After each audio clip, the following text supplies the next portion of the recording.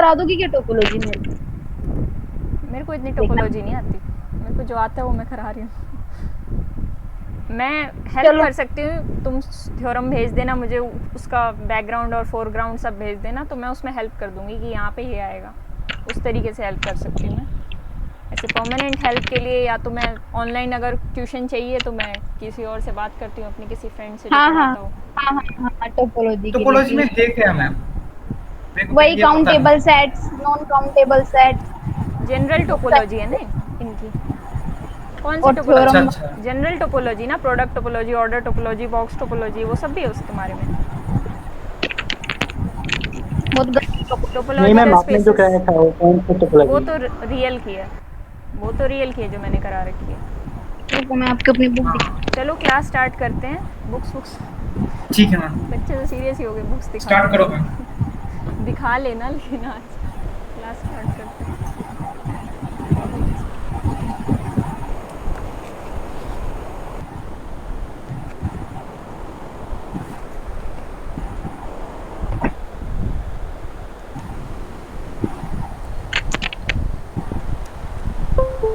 हाँ, general topology भी है मैम।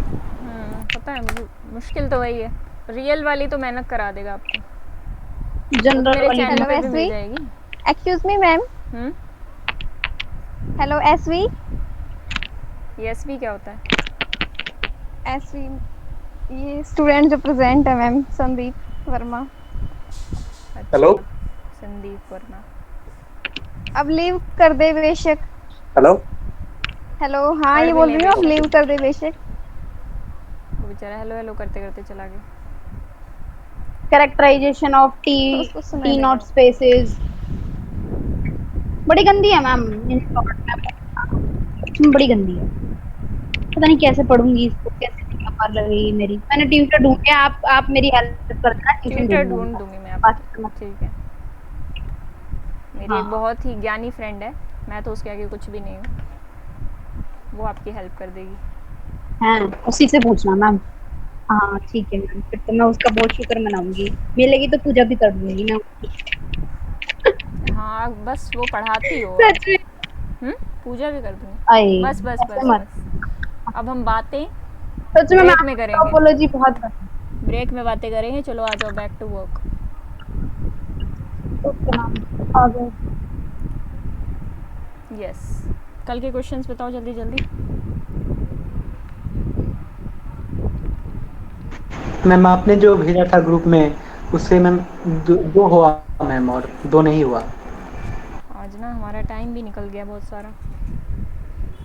मैम आपका प्रेजेंटेशन दिख नहीं रहा है। नहीं, अच्छा सॉरी सॉरी।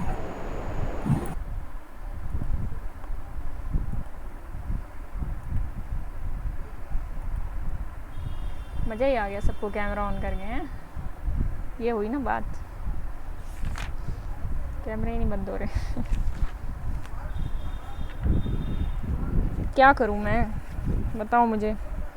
आज के भी तो नहीं हो रहे मैम। हम्म। मैं कहा मैं तो आज चलो पढ़ा देती हूँ ऐसे, कल से ऑफ रखूँगी।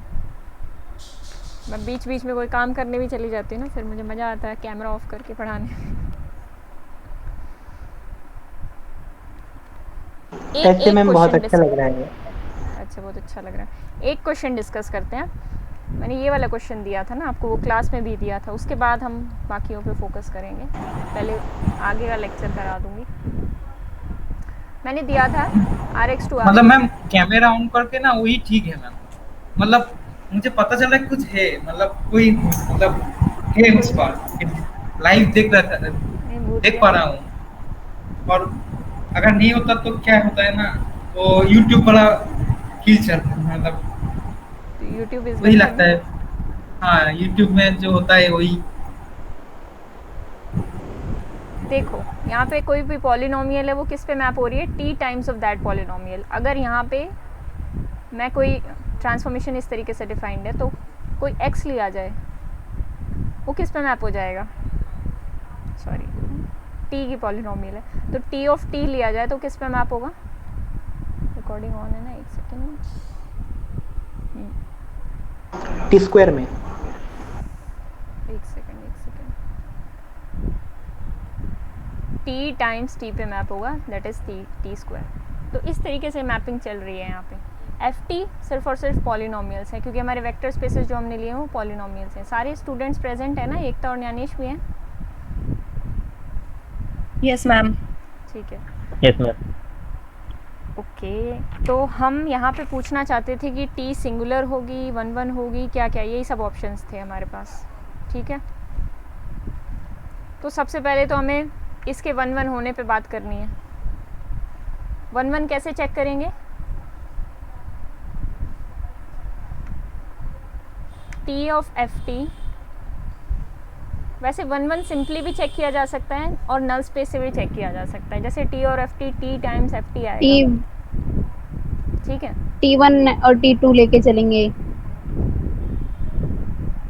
ट्रांसफॉर्मेशन इक्वल लेके हाँ, चलेंगे, हाँ, उनकी हाँ। इमेज इक्वल प्रूव कर देंगे, वो वही चीज़ वाला कर ना। सकते हैं, ठीक है। लेकिन यहाँ पे एक पॉलिनोमियल सपोज करती हूँ मैं एफ टी को, जैसे a naught plus A1T plus A2T square plus up to so on, n degree की कोई भी जनरल सी पॉलिनोमियल लेते हैं। इसकी जब आप मैपिंग कराओगे तो क्या होगा? A0T plus A1T square plus up to so on, इसका डिग्री बढ़ जाए। ठीक है, कोई दूसरी पॉलिनोमियल हम लेंगे, B0 plus B1T and so on, जो भी होगी वो किस पे मैप हो जाएगी? B0T plus B1T square dot dot dot BN जब T ऑफ A0 वाली पॉलिनोमियल को T ऑफ B0 वाली पॉलिनोमियल के इक्वल रखेंगे तो क्या होगा? यहाँ पे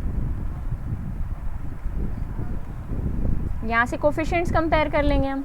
पॉलिनोमियल्स को ऐसे कंपैरिजन किया जा सकता है। T की पावर 1 के कोफिशिएंट्स क्या हैं? A0 और B0, वो दोनों बराबर आ जाएंगे।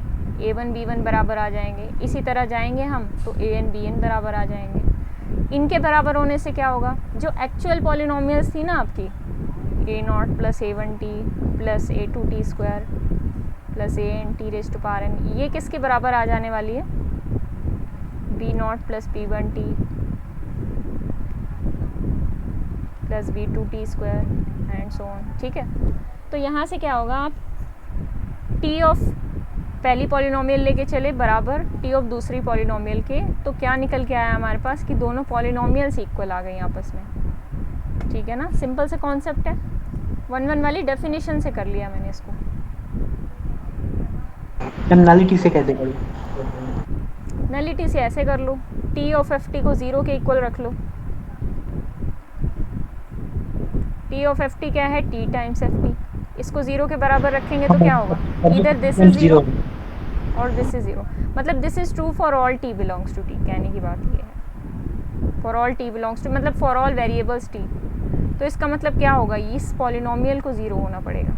T तो 0 हो नहीं सकता ना, ये यहाँ पे T एक वेरिएबल है और वेरिएबल तो यहाँ पे 0 होगा नहीं, तो f ऑफ T को 0 होना पड़ेगा। तो इसका मतलब क्या हुआ कि नलिटी 0 आ गई। मतलब नलिटी के अंदर कौन सा आया वेक्टर? 0 वेक्टर। सो केवल 0 वेक्टर है जो जाके 0 पॉलिनोमियल पे मैप होगा। मतलब 0 पॉलिनोमियल ही ऐसी है जो 0 पॉलिनोमियल पे जाएगी, तो नलिटी बिकम्स 0 वेक्टर। ठीक है, तो यहाँ से हमें पता चला T इज़ 1 1। अब 1 1 हो गई तो nullity 0 I. 1 1 if and only if, ये हमने कल पढ़ा था ना, नॉन सिंगुलर होता है। तो 1 1 हो गई तो नॉन सिंगुलर हो गई, क्योंकि नॉन सिंगुलर और 1 1 एक ही बात है। नॉन सिंगुलर की डेफिनेशन से ही हम 1 1 लेके आए थे। ठीक है ना, इसका हमने प्रूफ भी किया था, 1 1 if and only if non singular. तो इसका मतलब सिंगुलर वाला ऑप्शन जो है वो कैंसिल हो जाएगा, सिंगुलर नहीं है, नॉन सिंगुलर है। 1 1 है, नॉन सिंगुलर है, तो बी और सी ऑप्शन करेक्ट हो गए और इससे ए ऑप्शन था ये वाला कैंसिल हो गया। एक और ऑप्शन पूछ रखा है टी इज़ ऑन टू। क्या टी ऑन टू है? जिसने कर लिया उसके अलावा कोई देख के बता सकता है कि टी ऑन टू है या नहीं, जिसने ना ट्राई किया हो इससे पहले? मतलब ऑन टू होने का क्या मतलब है कि आर एक्स के अंदर जितनी पॉलिनोमियल्स हैं किसी भी टाइप की हैं वो सब इसके अंदर आएंगी, वो सब प्री इमेज रखेंगी अपनी। हाँ मैम, ऑन टू होगा। ऑन टू होगा, ठीक है। और कोई मेरा तो बताए? नहीं हुआ। कैसे नहीं हुआ? मैं और कोई नहीं मान होगा लो मैम। हाँ बताओ, न्यानेश आप बताओ। हमें अगर कांस्टेंट पॉलिनोमियल लिया जाए कोडोमेन से तो ये कोडोमेन और डोमेन तो यहाँ पे खैर कि सेम ही है। तो अगर इधर कोई कांस्टेंट पॉलिनोमियल ली जाए, मान लो 5 ली जाए, 5 इज़ अ कांस्टेंट पॉलिनोमियल, इसकी प्री इमेज क्या आएगी? किस पर t लगाया जाए सच दैट आपको 5 मिले? किस पर t ऑफ ft लगाया जाए किस पॉलिनोमियल पे सच दैट आपको ये जो t टाइम्स ft की वैल्यू है ये 5 मिले, यानी ft की वैल्यू 5/t मिले? कौन सी ऐसी पॉलिनोमियल है जो 5/t के बराबर आती है? हो गया ऑन टू ना? हो जाएगा ना मोनिका? आपने ये बोला कि कौन सा ऐसा पॉलिनोमियल है को 5 मिले, लो इमेज 5 मिले, तो 5x⁻0 नहीं नहीं, पहले 5x ट्रांसफॉर्मेशन देखो ना। ट्रांसफॉर्मेशन कैसे है? t of ft is equals to t times ft, तो ये 5 के फंक्शन ऑफ इक्वल t आनी है। चाहिए किसी न किसी ft के लिए। तो इसका मतलब ft की वैल्यू यहाँ से क्या निकल के आएगी? 5/t। हाँ तो ठीक है, ये बात हो गया ऑन टू। यस मैम, कोई ना कोई वैल्यू मिल गई हमें जिसके ऊपर ये इसको मैप कराएगा। ठीक है, सबको मिल गई? मेरा तो नहीं मिला मैम। नहीं मैम, नहीं, Actually, वो 5/t polynomial पॉलिनोमियल नहीं नहीं है। है। 5/t इज नॉट अ वो पॉलिनोमियल। हाँ ये t का मैं एक तो पूछना 5 चाह ही रही नहीं फंक्शन है। मैम, और भी इसी टाइप का एग्जांपल मिलेगा जो ऐसे पॉलिनोमियल जो जो भी कांस्टेंट कांस्टेंट पॉलिनोमियल कंटेन है करेगा उसको कभी भी ऑब्टेन मैम। नहीं किया जा सकता। जीरो को सिर्फ ऑब्टेन किया कांस्टेंट जा सकता पॉलिनोमियल है। नहीं। जीरो के अलावा जितने भी t constant raise to polynomial, power minus this is 1 not a हो पॉलिनोमियल। जाएगा। पॉलिनोमियल की डेफिनेशन क्लियर होनी चाहिए सबको, इसीलिए मैंने आपसे ये सवाल पूछा। ये देखना चाहती थी मैं कि आप क्या मैम बताओगे। a2t² नेगेटिव नहीं होती ना पावर। नहीं, कभी नेगेटिव नहीं होती, और फाइनाइट टर्म्स होती है यहाँ पे पॉलिनोमियल an की। नॉन जीरो होगा। क्या नॉन जीरो होगा? यस an तभी तो n डिग्री पॉलिनोमियल कहा जाएगा। क्या नॉन जीरो होगा इन डिग्री पॉलिनोमियल कहा जाएगा? मतलब डिफिनेशन में तो यही है नहीं नहीं, कि नेचुरल नहीं मतलब है। a नॉट इक्वल टू 0 अच्छा, ये डिफाइन कंडीशन होता है ना। मतलब मैम इसको n डिग्री पॉलिनोमियल कहा जाएगा तभी जब an नॉट इक्वल टू 0 होगा, यही बात। जीरो डेफिनेशन में कुछ कंफ्यूजन है। जीरो पॉलिनोमियल तो आनी ही चाहिए। डेफिनेशन कुछ गलत तरीके से डिफाइन की गया। जीरो पॉलिनोमियल नहीं आएगी आरएक्स में तो ये वेक्टर स्पेस मैम कैसे बनेगा? मैम जीरो पॉलिनोमियल की बात नहीं है क्वेश्चन में तो ऐसा मैम। कुछ भी नहीं दे रखा जो आप कह रहे हो। वो बोल रहे हैं an 0 नहीं होना चाहिए। एन क्यों जीरो नहीं होना चाहिए? वही तो पूछ रही हूँ मैं। एन जीरो क्यों नहीं हो सकता? मैम n डिग्री पॉलिनोमियल के लिए n नहीं जीरो होना चाहिए। अगर n जीरो हो जाएगा तब तो इसका डिग्री n नहीं होगा, यही कह रहा हूँ। मैम जब तब तो n-1 डिग्री हो जाएगा। जब जीरो पॉलिनोमियल अच्छा। हम लोग ऑब्टेन करते हैं हाँ। तब तो मैम t इक्वल टू 0 होता है। अगर t इक्वल टू 0 हो जाएगा तब an मान लो कांस्टेंट भी हो जाए, उससे तो फर्क नहीं पड़ने वाला है।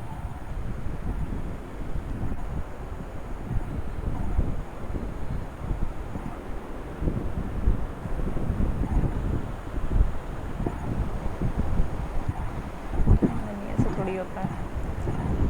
ज़ीरो पॉलिनोमियल के लिए ये होता है कि a0 a1 ये सारे कोफिशिएंट ज़ीरो के बराबर हो जाए बस। t को आप कैसे ज़ीरो बोल सकते हो? किसी वेरिएबल को कैसे ज़ीरो बोलोगे? वो वेरिएबल है ना t। वेरिएबल का मतलब कोई फिक्स वैल्यू थोड़ी होगी उसको। ज़ीरो पॉलिनोमियल का मतलब होता है जितने भी कोफिशिएंट्स हैं हमारे सब ज़ीरो बन जाएं, एक टाइम पे मैम सारे आपने ज़ीरो बन जाएं। आपने n डिग्री पॉलिनोमियल का एक जनरल फॉर्म लिखी है, ये लिखी हुई है। तो मैम ये n डिग्री पॉलिनोमियल तो अभी तो होगा जब an नॉट इक्वल टू 0 होगा। मतलब अगर an 0 हो हाँ जाए हाँ, तब तो लेकिन मैम वो बात आई n कहाँ से? वो तो डिग्री ठीक है चलो, लेकिन वो बात किससे रिलेट कर रहे यही हो मैं समझ बताना नहीं पा चाहता हूँ रही। मैं। हाँ, मैंने यही बताना चाहता हूँ और आपने समझ लिया कि जीरो पॉलिनोमियल की बात कर रहा हूँ। नहीं नहीं ठीक है, बस मैं ये नहीं रिलेट कर पाई कि यहाँ पे आप क्यों बता रहे हो उस बात को। मैम जीरो पॉलिनोमियल की डिग्री कितनी होगी? डिफाइंड नहीं होती उसकी डिग्री। ज़ीरो पॉलिनोमियल देखो, मैं 2 पॉलिनोमियल्स लिखती हूँ, वो बताना उसके बारे में आप लोग। 0 + 0t, 0t², 0t³ + 0t⁻16, 0t + 0t⁻80। बताओ ये कौन से पॉलिनोमियल्स हैं? ये सभी ज़ीरो पॉलिनोमियल्स हैं ना? हाँ मैम, आप ठीक ही बता रही हो मैम। डिग्री आप जो भी बोलना चाहो वो हो सकती है ज़ीरो पॉलिनोमियल की, आप जितनी बनाना चाहो, तो degree is not defined. an 0 हो सकता है, और मैनक और कुछ बता रहा है मैम। मैनक कुछ और ही बता रहा है, पर वो क्यों बता रहा है मुझे ये बात समझ में नहीं आई। चलो क्लास के बाद डिस्कस करते हैं, नहीं तो मतलब वो जो डेफिनेशन है उसमें ये बता रखा है कि if a not equal to 0 then the polynomial is said to be of degree n or the term an x to the power n is called the leading term। ऐसा कुछ है डेफिनेशन में। मतलब ठीक है, वो जरूरी नहीं है, कोफिशिएंट्स की बात होती है ना ज़ीरो पॉलिनोमियल में, तो कोफिशिएंट्स पे हमें फोकस करना है, डिग्री से कुछ फ़र्क नहीं पड़ता, इसकी डिग्री वैसे भी डिफाइंड नहीं है। ठीक है मैम क्वेश्चन में सिर्फ कांस्टेंट पॉलिनोमियल, ऐसा पॉलिनोमियल जो मैम ऐसे कि x² + 2, x² + 3, x³ + 3 ऐसे भी होगा जिसका हम मतलब डोमेन में कोई एलिमेंट नहीं पाएंगे इसके लिए। वो भी है किसका जो आप बता रहे हैं ना क्वेश्चन, काउंटर एग्जांपल। हाँ, काउंटर एग्जांपल बोलो, फिर से बोलो, किसके लिए नहीं पाएंगे? t² + 5 ये भी तो होगा। हाँ, t² + 5 मतलब कांस्टेंट यहाँ पे आ गया, सिर्फ कांस्टेंट आ गया यहाँ पे, तो फिर आपको यही देखना पड़ेगा कि क्या करें हम कि t ऑफ ft करके ये आ जाए, और फिर से वही प्रॉब्लम हमारे सामने आ जाएगी, t times ft is equal to this. ठीक है, तो ft की वैल्यू यहाँ पे फिर से t + 5/t हो जाएगी, which is again not a polynomial. ठीक है, बहुत अच्छा नोटिस किया मैंने कहा आपने। ठीक है, तो इसको भी ऑब्टेन नहीं किया जा सकता इस टाइप की, मतलब कांस्टेंट एक अलग से पॉलिनोमियल एडेड है ना उसमें, तो प्रॉब्लम क्रिएट हो मैंने तो जनरल टर्म से ही करा है मैम, आपने जो बोला था। अच्छा, ठीक है, वहाँ से भी समझ में आ जाएगा। चलो आगे बढ़ते हैं, क्वेश्चन अभी बाद में हो पाएंगे, नहीं तो टाइम निकला जा रहा है हमारा। अब बात आती है आइसोमॉर्फिक वेक्टर स्पेसेस की।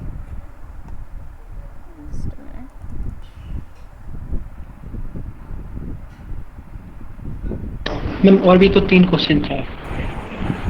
हाँ, उनको बाद में डिस्कस करेंगे। ठीक है मैम। आइसोमॉर्फिक वेक्टर स्पेसेस क्या होते हैं? अगर कोई दो वेक्टर स्पेसेस हैं UF एंड VF, ठीक है, UF एंड VF, अगर उनके बीच में कोई ट्रांसफॉर्मेशन T एग्जिस्ट कर जाए, या तो UF से VF तक, F लिखने की मुझे ज़रूरत नहीं है क्योंकि F तो फील्ड है, तो यहाँ पे लिखने की उसको ज़रूरत नहीं होती। कई बार लिख भी लिया जाता है तो भी कोई बात नहीं, वो भी गलत नहीं है। कोई ट्रांसफॉर्मेशन T एग्जिस्ट कर जाए, या तो V से U तक या U से V तक, सच दैट T इन्वर्टिबल हो जाए।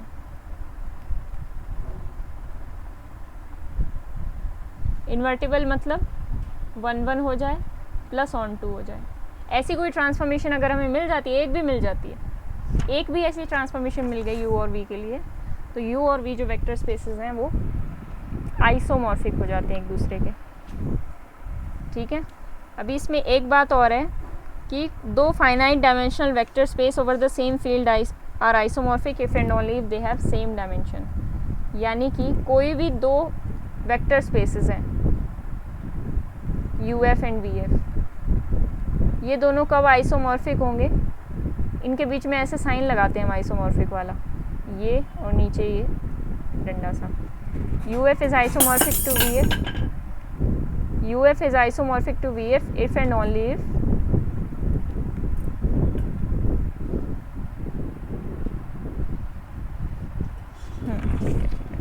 Over the same field F की बात हो रही है, isomorphic over the same field की ही बात की जाएगी। ठीक है, वैसे तो चलो इसकी भी बात की जा सकती है, c over r, r square over r. हाँ ठीक है, आइसोमॉर्फिज्म की सेम फील्ड पे ही बात की जाएगी। ठीक है, यू एफ और वी एफ दो वेक्टर स्पेसेस एक दूसरे के आइसोमॉर्फिक होंगे if and only if they have same dimension. इतनी सिंपल सी बात है जो आपको याद रखनी है। कोई भी दो वेक्टर स्पेसेस हो सेम फील्ड पे, उनकी डायमेंशन सेम होगी। जैसे कि एक आपसे पूछती हूँ मैं एक क्वेश्चन,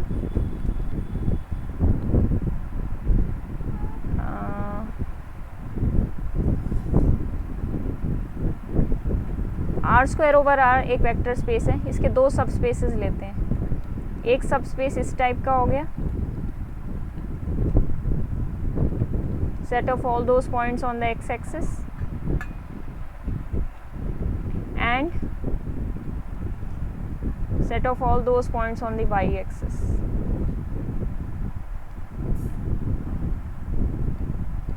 ठीक है, ये दो सब स्पेसेस हमने लिए, एक को v1 नाम दे दिया, एक को v2 नाम दे दिया। आर दे आइसोमॉर्फिक और नॉट? यस मैम, होंगे। डायमेंशन क्या होगी v1 की? 1 मैम। डायमेंशन v1 की, देखो जो वेक्टर स्पेस है वो v है। हाँ, जो वेक्टर स्पेस है वो v ओवर r, उसको मैं ऐसे लिख सकती हूँ v over r is equal to r square over r। इसकी डायमेंशन तो 2 है, लेकिन यहाँ पे आपको सिर्फ इतना देखना है v1 का। अगर मैं बेसिस भी निकाल के दिखाऊँ आपको, बेसिस ऑफ v1 वो क्या निकलेगा 1,0, क्योंकि बेसिस निकालने के लिए आप सिंपल सी एक्टिविटी ये करते हो, x को कॉमन लेके 1,0 कर देते हो, तो ये बेसिस निकल के आ जाता है आपका। ठीक है, फ्री वेरिएबल्स बस हमें देख लेने होते हैं। यहाँ पे x एक फ्री वेरिएबल है, तो इसकी डायमेंशन कितनी हो जाएगी? डायरेक्टली भी डायमेंशन देखी जा सकती है बिना बेसिस निकाले। इसकी डायमेंशन हो जाएगी 1। v2 की डायमेंशन कितनी हो जाएगी? सिमिलरली 1 हो जाएगी। तो ये दोनों आइसोमॉर्फिक हो जाएंगे एक दूसरे के। आइसोमॉर्फिक होने से कुछ नहीं होता, आइसोमॉर्फिज्म की एप्लीकेशन नहीं है, आपको करना ज़रूरी नहीं है कि आइसोमॉर्फिज्म की एप्लीकेशन क्या क्या होगी, आइसोमॉर्फिज्म होगा तो क्या क्या हो जाएगा, वो हम ग्रुप थ्योरी में पढ़ेंगे कि आइसोमॉर्फिज्म क्या क्या होता है। इनकी प्रॉपर्टीज सेम हो जाती है। कोई भी दो स्पेस हैं वो आइसोमॉर्फिक हो जाएं अगर, तो उनकी प्रॉपर्टीज सब सिमिलर हो जाती है। मतलब अगर हमें v1 को स्टडी करने को बोला जाए और v1 थोड़ा कॉम्प्लेक्स सा हो, यहाँ पे तो दोनों सेम से हैं, किसी को भी स्टडी कर सकते हो आप। v1 को स्टडी करने को बोला जाए तो हम v2 को स्टडी कर सकते हैं, अगर v2 हमें ईजी लग रहा है और दोनों आइसोमॉर्फिक हैं तो एक को स्टडी कर लो जो ईजी है। इसलिए आइसोमॉर्फिज्म का इम्पॉर्टेंट यूज़ है। ठीक है, तो बस आपको इतना ही समझना है।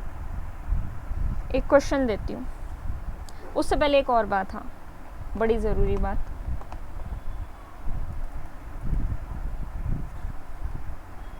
मैम एक बार नीचे स्क्रॉल करिए मैम। एक और भी, मतलब डेफिनेशन जब दिया था, definition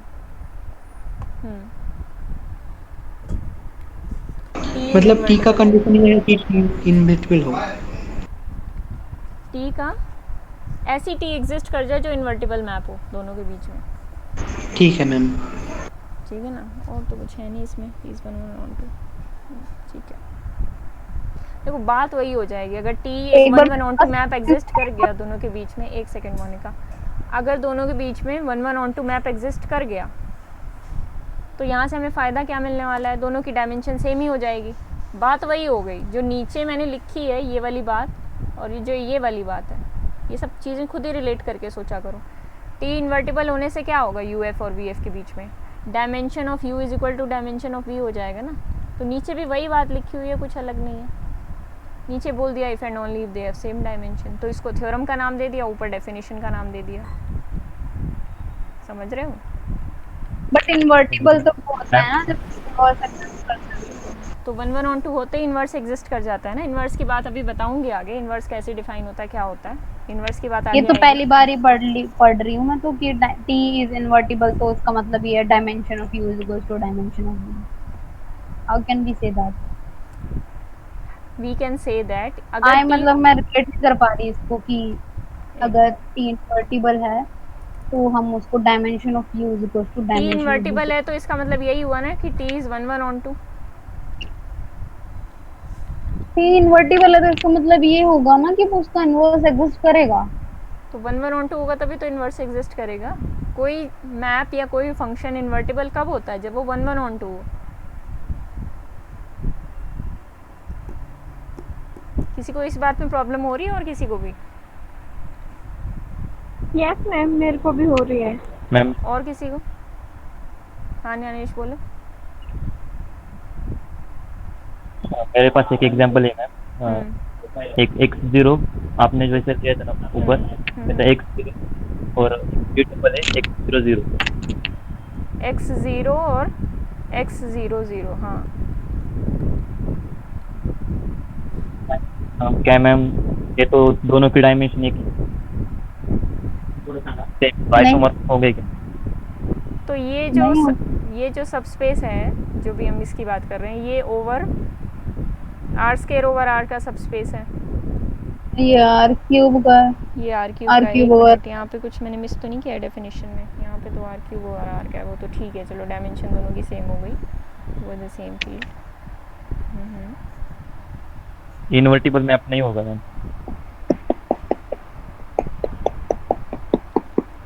to finite dimension vector spaces और the same field are isomorphic.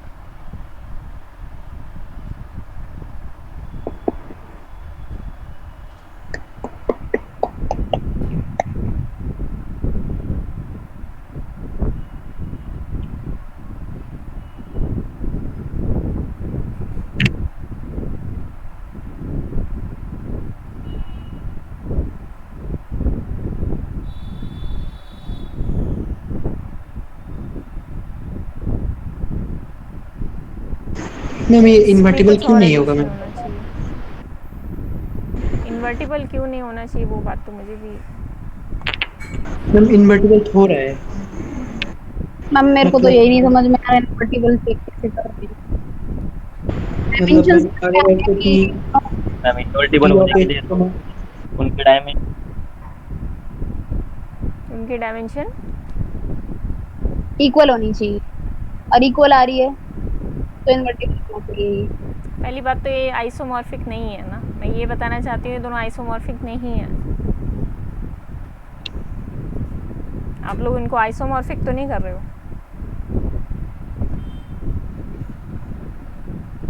ये किसी आइसोमॉर्फिक सेम भी होते हैं, सेम 1 1 भी स्पेस के होते अंदर हैं, 2 होना भी होते हैं। चाहिए। यहाँ सब स्पेस वर्ड आना चाहिए। Finite dimensional vector space over the same field तो है ये।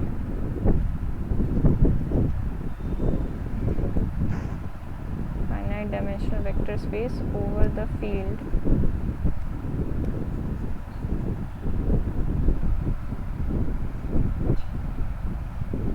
इस चीज़ को मुझे कंफर्म करना पड़ेगा यहाँ पे। सब स्पेस से रिलेशन होना चाहिए इसका।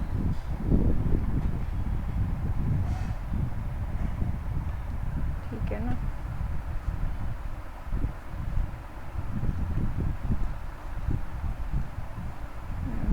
चलो ठीक है, मैं कंफर्म करती हूँ इसको।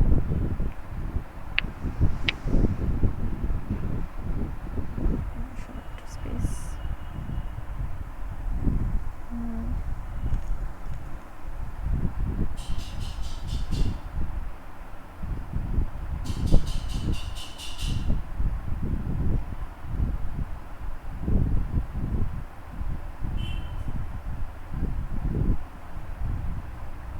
नलिटी की बात करें अगर हम,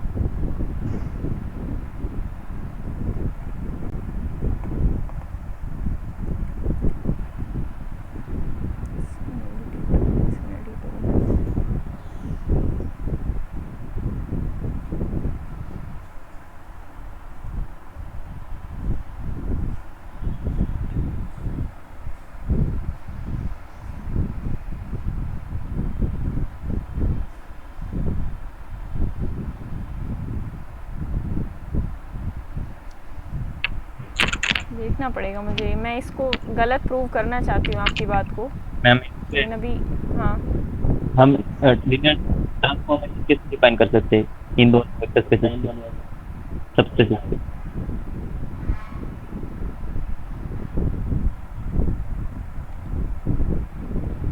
ट्रांसफॉर्मेशन तो डिफाइन की जा सकती है। x00 x00 पे मैप हो जाएगा। मैम इसका मैट्रिक रिप्रेजेंटेशन बताइए ना।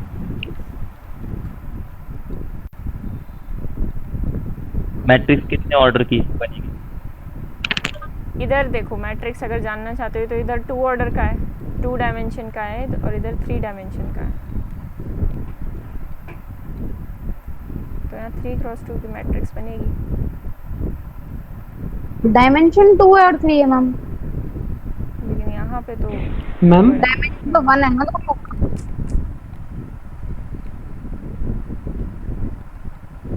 मैम हाँ हाँ बोलो। मैम यहाँ पे तो आर स्क्वायर से आर क्यूब मैप नहीं करना चाहिए हमें, तो ये x0 सबस्पेस से x000 सबस्पेस से हाँ, वो मैप बात तो कराना ठीक है चाहिए। आपकी, मैप तो वहीं से कराना पड़ेगा हमें, लेकिन करा भी सकते हैं। हाँ ठीक है। पर मैम ये कोई मैप एग्जिस्ट करेगा क्या?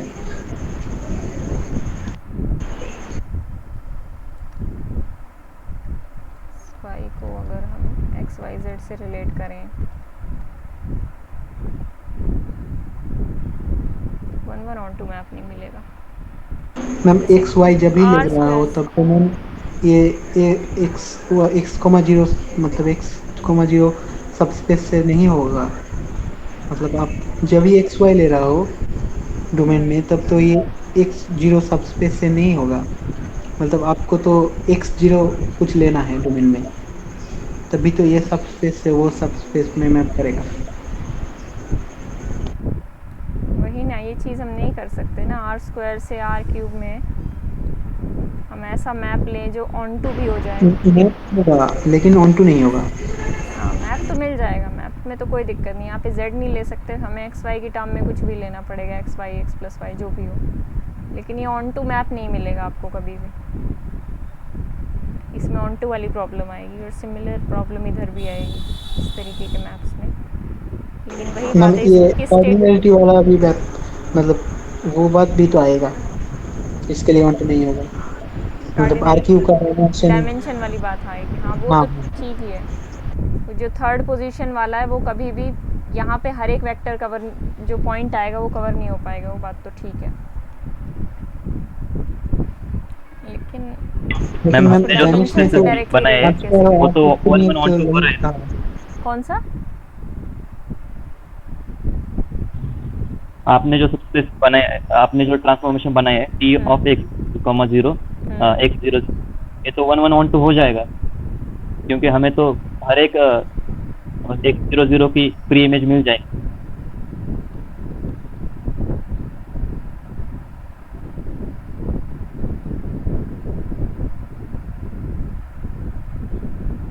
इसका मतलब ये आइसोमॉर्फिक हो सकते हैं।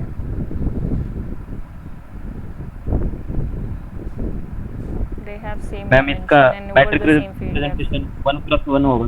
एंड एक सेकेंड, हाँ 1x1 ही होगा, क्योंकि डायमेंशन 1 है ना दोनों की। ठीक है, ये आइसोमॉर्फिक आ जाएंगे जहाँ तक मुझे लग रहा है। ये रिसेंटली मैंने नहीं पढ़ा है ना ये इन दोनों के बारे में, तो 1 ऑन 2 मैप मिल जाएगा इन दोनों के बीच में। इस सबस्पेस को अगर हम v1 नाम दे रहे हैं, इसको v2 नाम दे रहे हैं, तो ट्रांसफॉर्मेशन तो हमें मिल ही रहा है, और ये ट्रांसफॉर्मेशन सेम डायमेंशन से सेम डायमेंशन है, और फील्ड भी यहाँ पे सेम है। जैसे यहाँ पे r फील्ड है। हाँ मैम यहाँ पे तो हो रहा है, मतलब थ्योरम तो सेटिस्फाई कर रहा है। प्रॉब्लम कहाँ पे थी फिर? ये एग्जांपल क्यों दिया था आपने नैनिश? में तो वही चीज़ भूल गई। एग्जांपल क्यों दिया था आपने? ये मैप 1 ऑन 2 नहीं मैम, होगा, ऐसे कंफर्म करनी 1 भी होगा और ऑन 2 भी होगा। यहाँ पे कोई चीज़ डिस्प्रूव हो ही नहीं पा रही है, इसका मतलब ये आइसोमॉर्फिक होंगे। और मैम v1 v2 का डायमेंशन भी सेम एक होगा। बार कंफर्म करूँगी इसको, एक बार फिर भी मुझे कंफर्म करना है, ठीक है? जो चीज़ हमें लग रही है वो एकदम सही है कि नहीं, ठीक है? मैं इसको कल कंफर्म करके बताती हूँ। बाकी होना तो चाहिए, आइसोमॉर्फिक होने चाहिए, दोनों 1 डायमेंशन के हैं, ठीक है? आइसोमॉर्फिज्म की बात हो रही है ना, सेम होने की बात तो हो भी नहीं रही है वैसे भी। ठीक है मोनिका, मैं ये बता रही थी 1 1 on 2 मैप इन्वर्टिबल मैप होता है ना। कोई फंक्शन इन्वर्टिबल कब होता है? जब वो 1 1 on 2 हो, और इन्वर्टिबल 1 1 on 2 होता है तो इन्वर्टिबल हो जाता है, इन्वर्टिबल होता है पता तो 1 नहीं 1 मैम, on 2 हो मैंने जाता है। वर्टिकल का तो ऐसा कुछ पढ़ा नहीं, वर्टिकल का तो मैंने पढ़ा है कि इनवर्स एग्जिस्ट करता है। क्यों नहीं पढ़ा? ये तो बड़ी सिंपल सी बात है। जैसे कि कोई फंक्शन है F of X is equal to X, एक F of X is equal to X और एक F of X is equal to X square, ये दो फंक्शंस हैं आर टू आर। इसमें से ये फंक्शन तो ऐसा है कुछ, इसका ये मैपिंग बनती है, ग्राफ ये बनता है, इस फंक्शन को इन्वर्टिबल बोला जाता है। इसका इन्वर्स क्या बनेगा? F of Y is equal to Y. Camera on करने से डाटा ज़्यादा खर्च होता है। हाँ खर्च भी होता है, और जैसे कि आप अगर कैमरा ऑन करोगी ना तो आपकी ऑडियो ज्यादा क्लियर नहीं आएगी। मेरी क्लियर नहीं है आज? नहीं ऐसा होता है वैसे, ऑडियो का तो कम मुझे पता clear। नहीं, लेकिन हाँ डाटा बहुत ज़्यादा खर्च होता है, और ख़ासकर अगर लैपटॉप में मैं ऑन करके बैठी हूँ। चलो आज ट्रायल ले लेते हैं, नहीं तो फिर कल से डेली रूटीन फॉलो करना पड़ेगा। F of X is equal to X square का ग्राफ ये है, ठीक है ना। Yes ma'am. अब ये ग्राफ इन्वर्टिबल नहीं होता, इसका इन्वर्स नहीं किया जा सकता, क्योंकि जब आप इसका इन्वर्स करोगे y is equal to X square, इसका इन्वर्स करोगे तो क्या होगा? x की वैल्यू y की टर्म्स में लाओगे ना। इन्वर्स करने का क्या मतलब है? जो x की टर्म्स है वो y में चेंज कर दो, जो y की टर्म्स है मैप ही वो नहीं x होगा।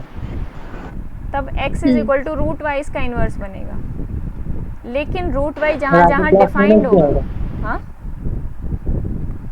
मैम प्लस माइनस भी तो आएगा। हाँ प्लस माइनस नहीं आएगा। तब तो मैम एक एक्स के लिए दो, मतलब एक वाई दो जगह मैप कर रहा है, ये तो मैपिंग नहीं होता है। x is equal to plus minus root Y होगा, और ये भी देखना पड़ेगा ना कि ये y कहाँ पे डिफाइंड है। Root of minus Y minus of something तो डिफाइन नहीं होगा, -2, रूट ऑफ -1, इस टाइप के नंबर्स तो डिफाइन नहीं होते रियल में। कॉम्प्लेक्स में हम जा नहीं रहे हैं, क्योंकि रियल पे हम बात कर रहे हैं, आर टू आर फंक्शन लिया हमने, C2C नहीं लिया। तो इस वाला पोर्शन को, ये जो लेफ्ट हैंड साइड पे पोर्शन था, यहाँ पे आप इसका इन्वर्स नहीं कर सकते, लेकिन जो राइट हैंड पे है उसका इन्वर्स किया जाता है।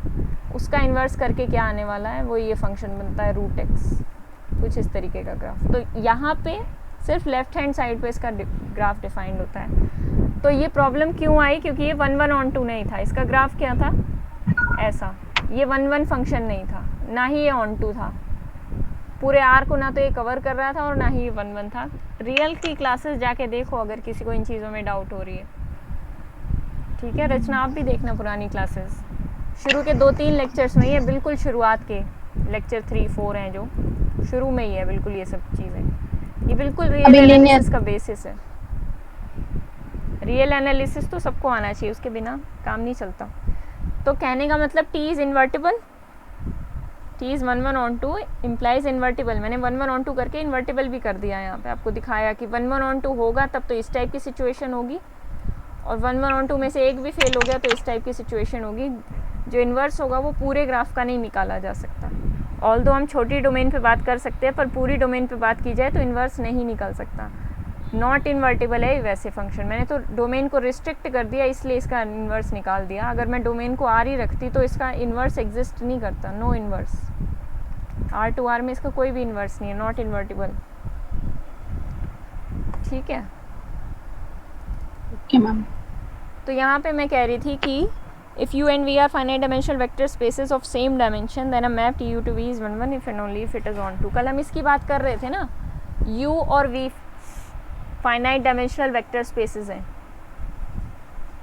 u और v अगर फाइनाइट डायमेंशनल वेक्टर स्पेसेस हैं तो ये आइसोमॉर्फिक होंगे if and only if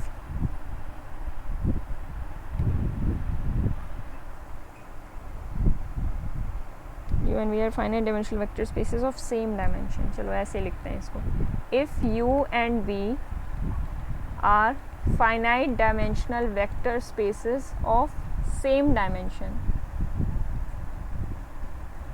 same dimension, ठीक है। सिर्फ इतना कहा गया है कि इनकी डायमेंशन सेम है, ओवर द फील्ड एफ, दोनों की सेम फील्ड है, u की भी f फील्ड है और v की भी f फील्ड है।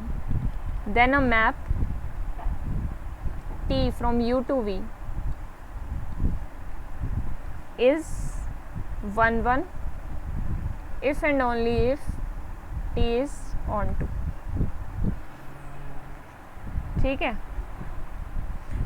अगर यू और V finite dimensional vector spaces हैं, सेम डायमेंशन के हैं, तो कोई मैप 1 1 होगा इफ़ एंड ओनली इफ वो ऑन 2 होगा. अगर वो मैप 1 1 हो गया तो ऑन 2 हो जाएगा, और ऑन 2 हो गया तो 1 1 हो जाएगा. सिंपल सी चीज़. अब कैसे, मान लेते हैं t इज़ 1 1. अगर t 1 1 होगा तो यहाँ से हमें क्या पता चलेगा, nullity of t is 0. Capital N से नलिटी डिनोट करते हैं, नलिटी नहीं सॉरी, नलिटी t 0 और null space of t is 0. तो null space of t capital N से क्या डिनोट करते हैं, नल स्पेस. तो null space of t is 0, ये बन जाएगा हमारे पास. आप एक चीज़ जानते हो कि rank of t plus small N से मैं नलिटी डिनोट कर रही हूँ. Nullity of t is equal to dimension of u होता है ना. अब नलिटी ऑफ t तो 0 है यहाँ पे, क्योंकि नल स्पेस 0 है, तो यहाँ से ये बात भी बोली जा सकती है, नलिटी ऑफ t इज़ 0. ठीक है, तो rank of t plus nullity of t which is 0 is equal to dimension of u. But dimension of u तो डायमेंशन ऑफ v के बराबर दे रखी है, क्योंकि दोनों की डायमेंशन सेम बोली गई थी. तो rank of t is equal to dimension of v. ठीक है, यहाँ तक सबको. इसके आगे लास्ट स्टेप कौन सा करोगे, आपको दिखाना क्या है. 1 1 बोल दिया मैंने, 1 2 बन जाएगा. 1 1 बोलती आई हूँ. अब मुझे t को ऑन टू बोलना है. t को ऑन टू बोलने के लिए क्या होना चाहिए, range space of t is equal to codomain. Codomain यहाँ पे क्या है, v. Range space of t is equal to codomain. Real में भी हम ऐसे ही देखते थे, कोई यहाँ पे डोमेन पड़ी है, यहाँ पे कोई कोडोमेन पड़ी है. If range of the function f, range of f is equal to codomain of f, then f is on 2. मतलब if and only if होता था, if and only if f is on 2. Same यहाँ पे होगा. Ma'am RT B का सब space है और दोनों का डायमेंशन भी सेम है. एग्जैक्टली. तब ये इक्वल हो जाएगा.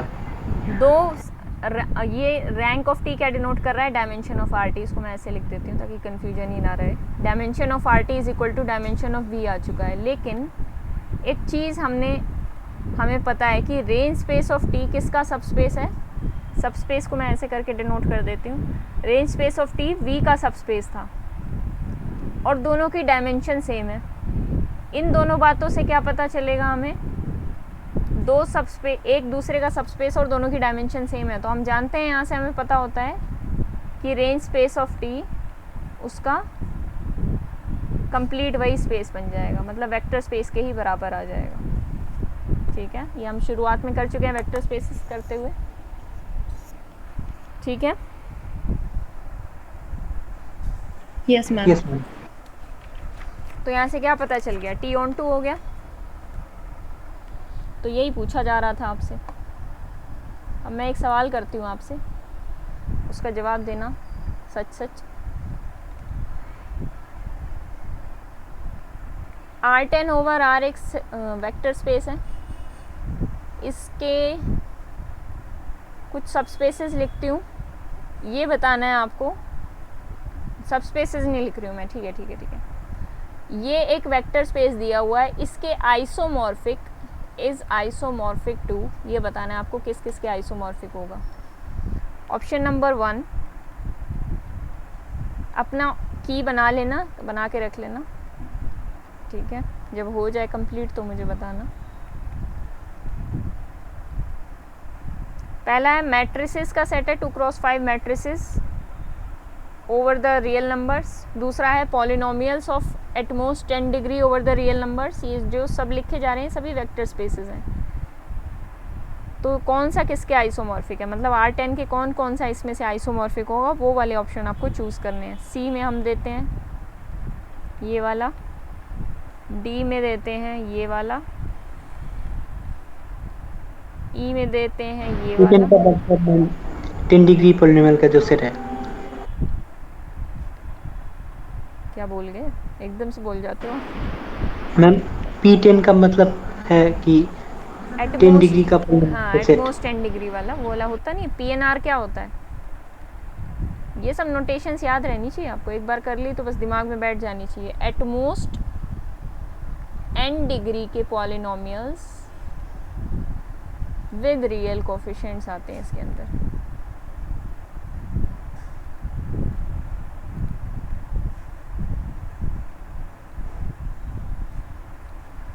और P9R, ठीक है, इसमें से आपको बताना है करेक्ट की क्या होगा।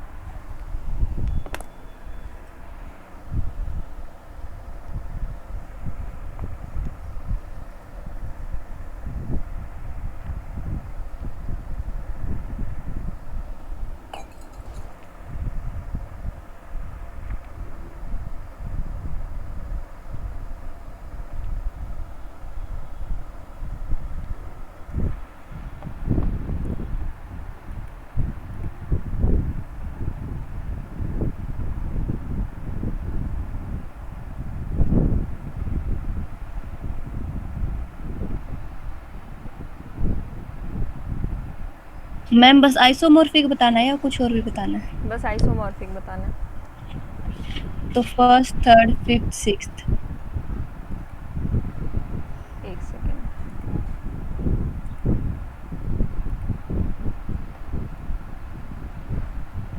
A C E F बोला है आपने, ठीक है देखते हैं। तीनों ही होगा अगर मैम। मैम A और D। ACF। ठीक है,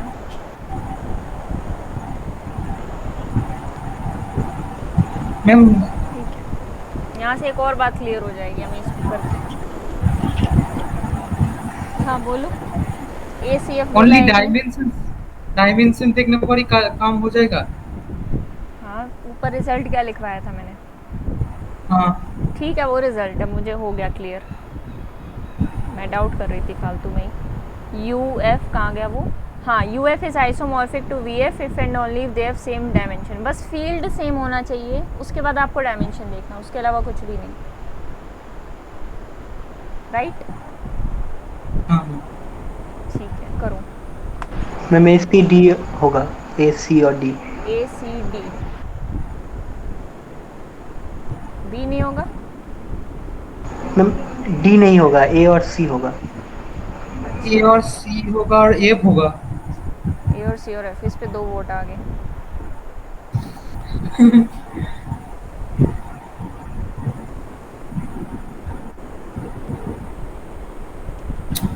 ठीक है, करते हैं डिस्कस। और किसको भी बताना है?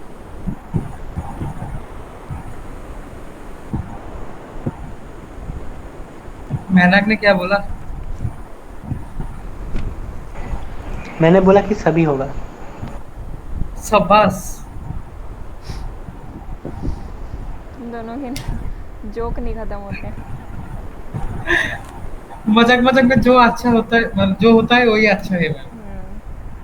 खुशी खुशी पढ़ लेना खुशी चाहिए। खुशी होना चाहिए, झगड़ा वगड़ा नहीं होना चाहिए। मैंने सुना लड़के बहुत झगड़ा करते हैं, मतलब मारपीट पे उतर आते हैं। मैम आपने तो कॉम्प्लीमेंट बात कर दिया, मतलब ये लड़की भी भी बहुत लड़कियां झगड़ा सिर्फ करती मुंह है। से बातें करती हैं, मुंह से झगड़ा करती हैं। लड़के हाथ पैर चलाते हैं, ढुशुम ढुशुम। हाँ वो तो होते हैं, लेकिन वो प्यार से। प्यार से। लेकिन लड़की वाला का झगड़ा तो लड़कियां भी मतलब प्यार से बाल नोचती हैं, ऐसी बात स्टेडियम नहीं है। में बैठ के बैठना वाला, मतलब बैठ के देखने वाला झगड़ा होता है। ठीक है, इसमें एक और चीज़ है, अभी यहाँ पे बातें नहीं कर रखी हैं। चलो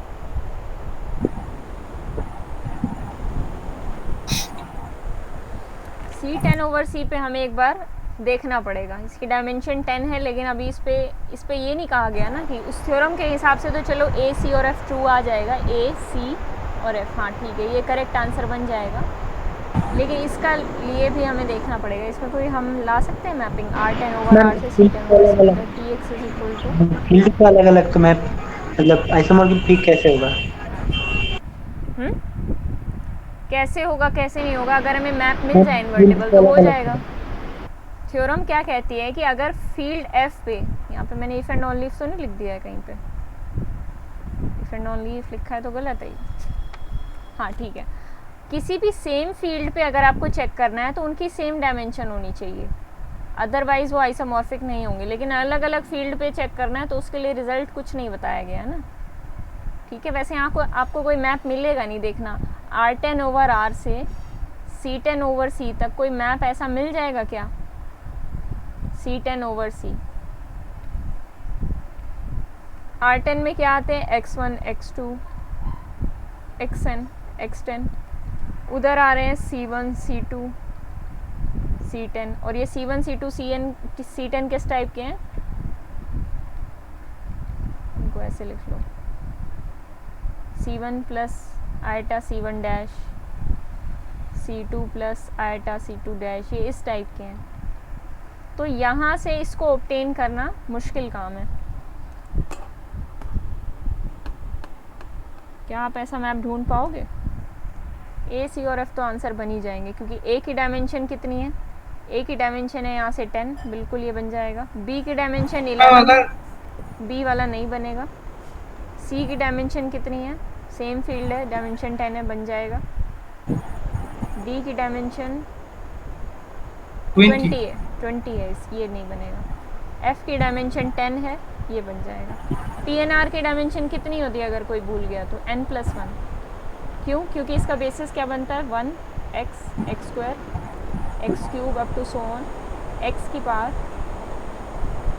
n, इसके बेसिस में आते हैं n+1 एलिमेंट्स। तो बेसिस क्या होता है? Number of basis elements is equal to dimension. हाँ बताओ, क्या यहाँ पे कोई मैप मिल पाएगा? इसके मैप के बारे में सोचना। PQR कैसे होगा? PQR क्या मतलब एक ऑप्शन PQ नहीं P9 है वो, PQ कर रहा है वो तब से। तो तभी AC मैंने तो PQ पूछा। ऐसा क्वेश्चन थोड़ी आएगा कि आपको कुछ बताया ना जाए, क्यों दे दिया। हाँ मैंने तो ऐसा होता है क्या? क्यों सोच लिया कि कोई भी नंबर है, मैं क्यों ऐसे लिखने उसके लगूं? मतलब बोल दिया। क्यों ऐसा लिखने लगूं मैं अब से? ठीक है चलो, क्यों ऐसा लेकिन मैं बनाएंगे? वही लिखता हूँ जब आपने लिखा है। फिर ठीक है, मैंने कहा कुछ अलग तरीका है क्यों लिखने का। चलो इसके बारे में सोचना, ठीक है? इसके बारे में हम कल बात करेंगे। मैप मिलेगा कि नहीं मिलेगा? ऐसे मैम अगर मैप किया जाए, हाँ मतलब फर्स्ट जो टर्म आएगा वो x1 plus i x1 type का हो तब। यहाँ पे फील्ड अलग अलग है ना, इस वजह से प्रॉब्लम आ रही है। फील्ड सेम होंगी तभी हम बात कर पाएंगे आइसोमॉर्फिज्म की। तो यहाँ फील्ड तो सेम है नहीं, तो फिर हम किस बेस पे बात करें, वो बात हो जाती है। आपके पास एक बेस होना चाहिए ना कि आप ये एलिमेंट x से ले रहे हो, सॉरी क्या बोल रही हूँ मैं, यहाँ पे एक एलिमेंट ले रहे हो जो रियल नंबर से है, और इसको किसी से मैप कराना चाहते हो अगर आप, तो किसी रियल नंबर को, मान लो कोई r रियल नंबर है, उसको कॉम्प्लेक्स से कैसे मैप कराओगे? यहाँ पे कंप्लीट एक कॉम्प्लेक्स नंबर पड़ा होगा C1 plus eta C2 type का, तो इनके बीच में रिलेशन कैसे लेके आओगे? फील्ड अलग अलग होगी तो। अगर फील्ड रियल होती तो हम सोच भी सकते थे, जैसे कि ऊपर वाला एग्जांपल है, मान लो R² से CR तक हमें मैप लेके आना है, तो हम लेके आ सकते हैं C/R। हाँ, ये दोनों आइसोमॉर्फिक हैं क्योंकि इसकी डायमेंशन भी 2 निकल के आने वाली है, इसकी भी 2 निकल के आने वाली है। अब हम यहाँ पे देखेंगे, इसके एलिमेंट्स XY टाइप के हैं, इसके एलिमेंट किस टाइप के हैं? x प्लस आइटा y, मतलब कुछ भी a plus iota b type के हैं। तो इस x, y की हेल्प से, यहाँ पे 2 एलिमेंट हैं, इनकी हेल्प से इसको ऑब्टेन किया जा सकता है, इसकी किसी एक एलिमेंट को x प्लस आइटा y की फॉर्म में करके। अब ये मैप 1-1 भी हो जाएगा, ऑन टू भी हो जाएगा। 1-1 कैसे हो जाएगा? 1-1 आप डेफिनेशन से चेक कर सकते हो, नहीं तो डेफिनेशन नहीं लगानी तो नलिटी भी चेक कर सकते हो। x प्लस आइटा y को 0 के इक्वल रख के देखना, यहाँ से x 0 y 0 मिल जाएगा, तो यहाँ पे 0 0 आपके नल स्पेस के अंदर आएगा, 1-1 हो जाएगा। ऑन टू के लिए क्या करेंगे? कोई भी यहाँ पे, एक minute, x plus iota y होगा, x1 प्लस आइटा y1 जो भी है, इसके लिए आपको इधर क्या मिल जाएगा? T of x1 y1। On to के लिए हमें क्या करना होता है, इधर से कोई एलिमेंट उठाना होता है और उसके कॉरस्पॉन्डिंग उधर कोई एलिमेंट मिलना चाहिए। तो जब तक फील्ड सेम नहीं होगी हम बात कर नहीं पाएंगे आइसोमॉर्फिज्म की। हाँ बताओ। एक मैम R2 से मतलब R2R से C2C पे एक मैम डिफाइन करो, मतलब वो जो ऊपर वाला जो था ना 10 हाँ हाँ। से, वो मैम मैं शॉर्ट में कर रहा हूँ मैम। R2R से C2C। हाँ, तो मैम अगर ये किया जाए कि T of X Y is equal to X plus I X comma Y plus I Y. Y plus I Y, ठीक है। तो ऐसा कुछ हो सकता है क्या, मतलब मैपिंग मैम ऑन टू तो नहीं होगा, ये तो पक्की बात है। तो मैपिंग क्या हो सकता है, मतलब मेरा एक क्वेश्चन है, मैंने जो बोला ऑन टू क्यों नहीं होगा? इससे बहुत सारी आ जाएगा जो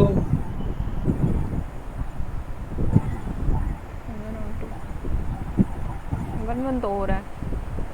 ऑन वन हो रहा है मैम, ऑन टू नहीं होगा। मान लो मैम x1 प्लस आई। ठीक है मैं समझ गई। हाँ, कोई ऐसा हो गया 1 + 2 आइटा हाँ टाइप का, या इधर कुछ हो गया 2 आइटा 2 + 3 आइटा। इनको कैसे ऑब्टेन करेंगे हम इसकी हेल्प से? हाँ, ऑन टू नहीं हो पाएगा ये मैप। तो मैम ये जो मैंने डिफाइन किया वो डिफाइन सही है, मतलब हाँ? लीनियर ट्रांसफॉर्मेशन डिफाइन तो सही है, ट्रांसफॉर्मेशन तो ये है, लीनियर भी है। लीनियर है ना? हाँ, लीनियर हाँ हो जाएगा, कोई दिक्कत नहीं है। ठीक है, लेकिन ऑन टू नहीं होगा। हाँ। ठीक है ना? बाकी इस पे मैं एक और कंफर्मेशन मैम दूंगी कि ऐसे अलग अलग फील्ड्स में हम बात और कर सकते हैं या नहीं, फिर भी हमें एक कंफर्मेशन चाहिए। मैम एक मैप डिफाइन कीजिए C² से R² से। C² से R² तक, ये हाँ ma'am, T of C1 plus C2 dash comma, मतलब C1 डैश, C2 नहीं।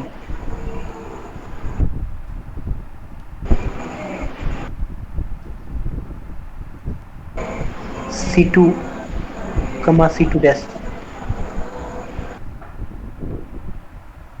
C2 + iota C2 dash equal to इस मतलब पहला वाला मॉड्यूलस स्क्वायर कॉमा मतलब mod C1 plus IC1 dash इसका स्क्वायर कॉमा मॉडुलस ही ले लें C1 प्लस। तब हाँ मैम,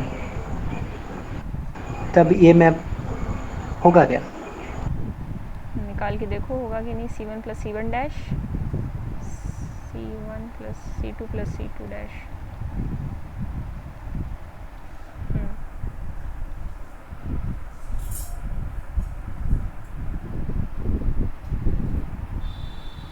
वन तो हो जाएगा। नलिटी निकालोगे इसकी 0 आ जाने वाली है। 0 0 वेक्टर के इक्वल रख देना इसको, तो C1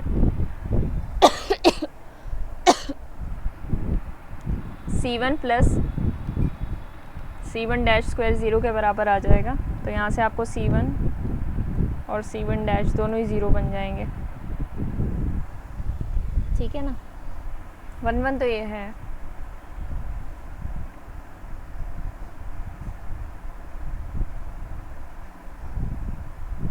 मैम लीनियर ट्रांसफॉर्मेशन नहीं होगा फिर? नहीं मैम, हाँ वही बात है, लीनियर ट्रांसफॉर्मेशन नहीं होगा। लीनियर में प्रॉब्लम आ जाएगी। ठीक है, और भी सोच सकते हो आप, सोचने में तो कोई बुराई नहीं है। ठीक है, और लीनियर ट्रांसफॉर्मेशन में ही आप ये बात करते हो। वैसे ये जो मैंने किया, ये इसमें तो आप कर नहीं सकते। ये जो 1 की बात होती है सिर्फ लीनियर ट्रांसफॉर्मेशन में होती है। LT के अंदर हम 1 चेक करते हैं, 1 1 if and only if T is and only जो मैप है जो भी है, क्या बोल देंगे इसको, नलिटी ऑफ टी इज़ 0। ठीक है ना, ये सारी बातें हमने एलटी के अंदर ही देखी हैं, रैंक, नलिटी थ्योरम, ये वो, क्योंकि आप रियल एनालिसिस में तो ये करते नहीं थे, यहीं पे कर रहे हो ये, तो इसमें कुछ तो खास है। ठीक है,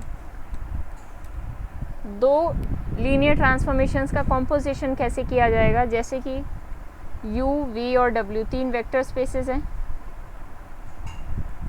दोनों सेम फील्ड पे डिफाइंड है, मतलब तीनों ही सेम फील्ड पे डिफाइंड है, over the same field f। ठीक है, तीनों की फील्ड f है। t1 एक मैप लेते हैं u से v तक, और t2 मैप लिया जाएगा v से w तक। ठीक है, तो ये t1 जो मैप है, एक काम करते हैं, ऐसे यहाँ पे लिख लेते हैं u v w, यहाँ से यहाँ तक t1 है, यहाँ से यहाँ तक t2 है, इनकी कॉम्पोजिशन कही जाएगी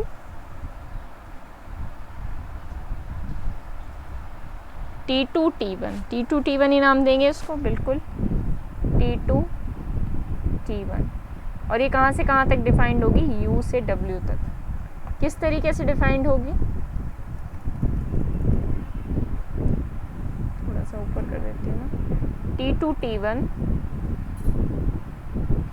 के अंदर आप वेक्टर डालोगे, कहाँ गया ये, T2 T1 ऑफ x। अब ये x कहाँ से आ रहा होगा, u के अंदर से, तो ये क्या बन जाएगा, T2 of T1 of x, यानी उस x पे पहले T1 अप्लाई होगा और उसके बाद T2 अप्लाई होगा। ठीक है, तो T2 के अंदर अब किसका एलिमेंट अप्लाई हो रहा होगा, T1x। T1x किसका एलिमेंट है, T1 के ऊपर x अप्लाई करेंगे तो किसका एलिमेंट आएगा, v का। v का, ये v का एलिमेंट है। और T2 के ऊपर v का एलिमेंट अप्लाई करेंगे तो किसका आएगा, w का। तो यहाँ पे जो रिजल्टेंट आपको T2 मान लो z जो भी मिलने वाला है, यहाँ पे मैंने T1x को z पुट कर दिया, जो T2 z आएगा आपके पास, ये किसका एलिमेंट होने वाला है, इसको कुछ भी नाम दे दो, z डैश, ये एलिमेंट होगा w का। तो आप कहाँ से चले थे, u से, और पहुँच गए किस पे, w तक। ठीक है, इसका कुछ एग्जाम्पल देखें, उससे ज़्यादा समझ में आएगा कि कॉम्पोजिशन असल में लेना कैसे है। एक मैप लेते हैं,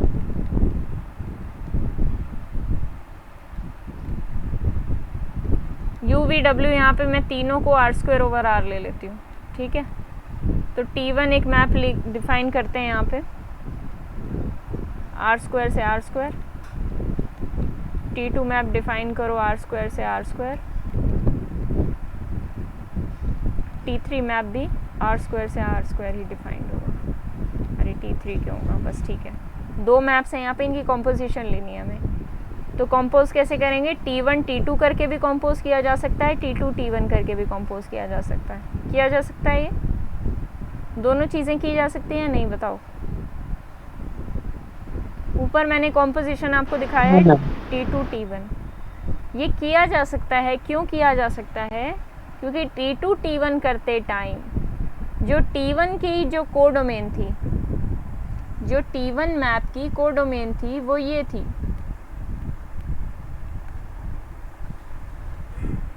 ये कोडोमेन है किसके लिए, T1 के लिए।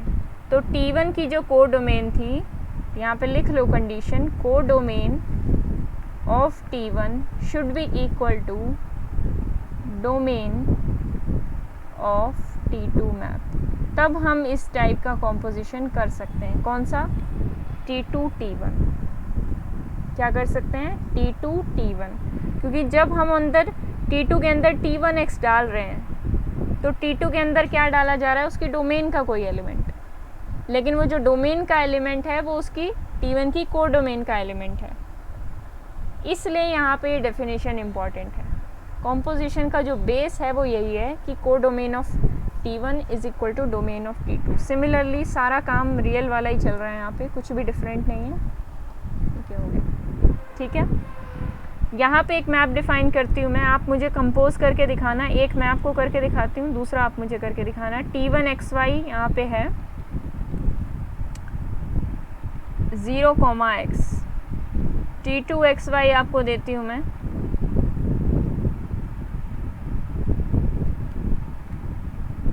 x, 0। ठीक है, ऐसा ले लेते हैं। ठीक है, T1 और ऑफ T2 करते हैं। अप्लाई करना बहुत इजी है। T1 ऑफ T2xy, ये क्या हो जाएगा? T1 ऑफ T2xy क्या है यहाँ पे? ये ऐसे लिख लो, ब्रैकेट लगा के लिख लेती हूँ पहले, साफ साफ सुथरा सुथरा। T1 of T2xy। अब T2xy तो हमारे पास x, 0 है, तो मैं ऐसे लिख सकती हूँ T1 ऑफ x, 0। T1 पे जब कोई एलिमेंट अप्लाई होगा तो वो किस शक्ल का दिखेगा जाके? T1 पे जब ये अप्लाई हो रहा है तो वो क्या हो रहा है? T1 कह रहा है कि मेरी पहली पोजीशन पे आप 0 डाल दो, दूसरी पोजीशन पे पहला एलिमेंट डाल दो। तो इसका मतलब पहली पोजीशन पे हम 0 डाल दें और दूसरी पोजीशन पे वो डाल दें जो पहली पोजीशन पे पड़ा था। क्या पड़ा था? x। ठीक है,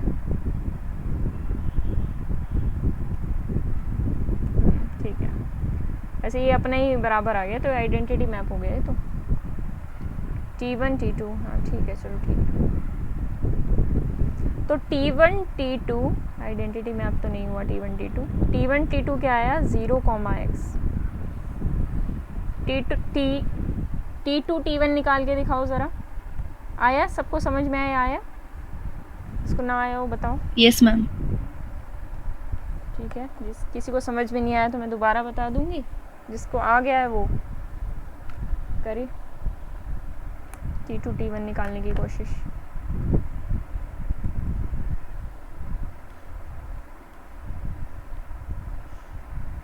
जीरो जीरो आएगा मैम। 0 आ रहा है, ठीक है।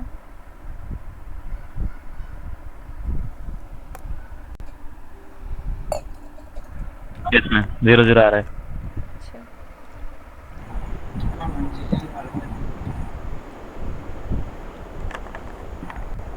दोनों बराबर आ रहे हैं? T1 T2 T2 T1 नहीं मैम। आ रहे। ठीक है, पहले T2 T1 निकाल ही लेते हैं हम। T2 T1 xy। T1 xy की वैल्यू आपको क्या दे रखी है?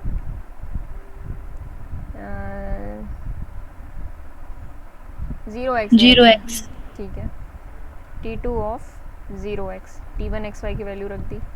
अब T2 क्या कर रहा है? T2 कह रहा है कि पहली पोजीशन पे पहला ही रखो और दूसरी पे 0 रख दो। तो पहली पोजीशन पे पहला ही रखो जो यहाँ पे था 0 था, और दूसरी पे 0 रख दो। ठीक है, तो ये क्या आ गया? 0 ट्रांसफॉर्मेशन निकल के आई आपकी। मतलब T2 T1 के अंदर आप कोई भी वेक्टर डालोगे r² का, आपको 0 ही मिलने वाला है गिफ्ट में। इसका मतलब क्या हुआ?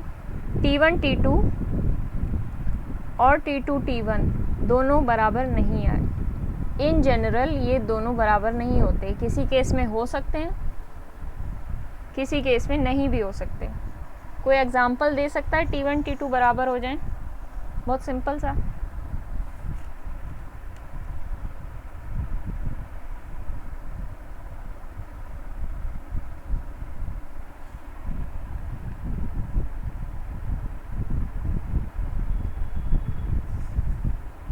मोनिका और रचना, आप लोग सो गए हैं क्या?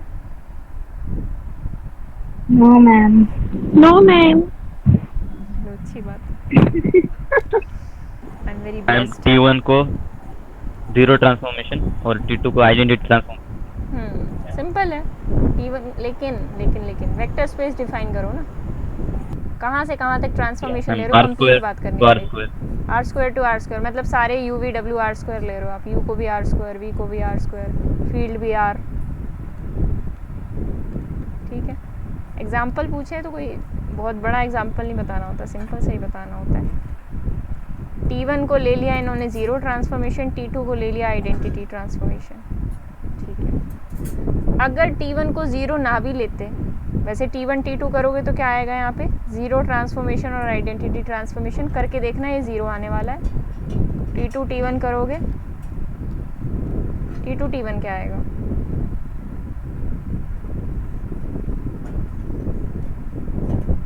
हाँ, ये भी 0 आ जाएगा। ठीक है, दोनों 0 आ जाएंगे।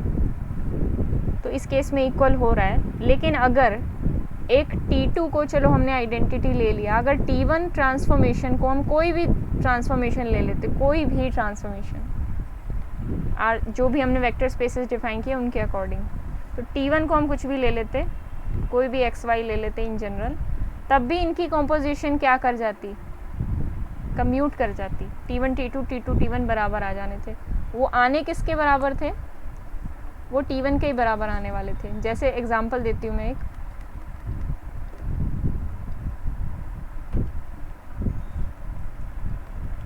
x प्लस वाई और x, ठीक है, कुछ भी ले लो एग्जांपल, आपकी मर्जी है।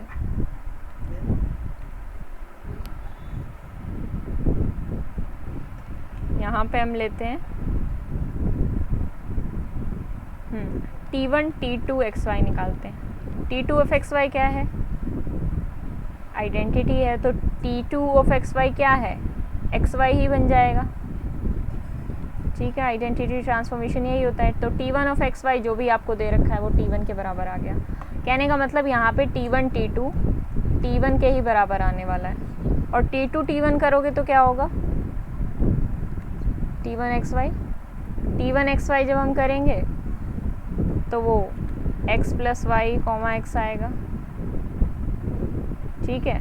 और T2 ऑफ दिस करेंगे तो T2 तो आइडेंटिटी ट्रांसफॉर्मेशन है, तो आइडेंटिटी ट्रांसफॉर्मेशन क्या करेगी, इसको एज इट इज़ रख देगी, x plus Y comma x, ये T2 ही ट्रांसफॉर्मेशन बन जाएगा, ठीक है। यहाँ पे भी आप कम्प्लीटली इसको लिख सकते थे।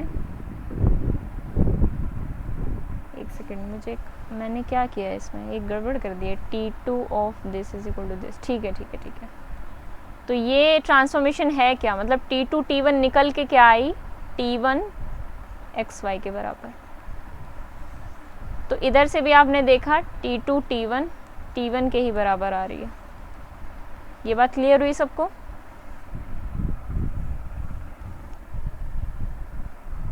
Yes ma'am. Yes ma'am. करके देख सकते हो, और अच्छे से मैंने जैसे किया उससे अच्छे से। किसी स्टेप में कहीं डाउट हो तो बताओ, फिर हम आगे बढ़ते हैं।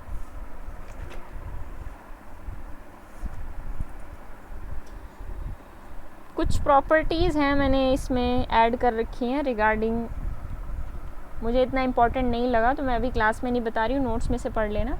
अगर कहीं मुझे लगता है कि इसकी इम्पोर्टेंस है तो हम बाद में फिर उनको डिस्कस कर लेंगे। लिख दिए मैंने इसकी प्रॉपर्टीज़ कंपोजिशन की, बिल्कुल बेसिक सी हैं, कुछ ज़्यादा उनमें है भी नहीं, ठीक है। तो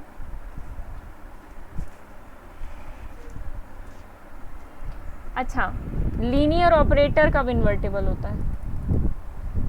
और इन्वर्टिबल की मैं बात कर रही थी कि T is invertible blah blah blah if and only if it is 1 1 and on 2, लेकिन वो इन्वर्टिबल होगा तो कैसे होगा, इस पे एक थ्योरम बनाई गई है जिसमें कहा गया है कि एक लीनियर ऑपरेटर क्या होता है, कोई बताएगा?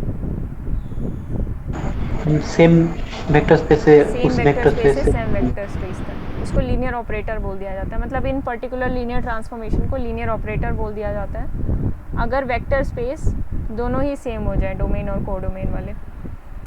तो यहाँ पे हम लिखते हैं if and only if this is invertible, if and only if there exist an operator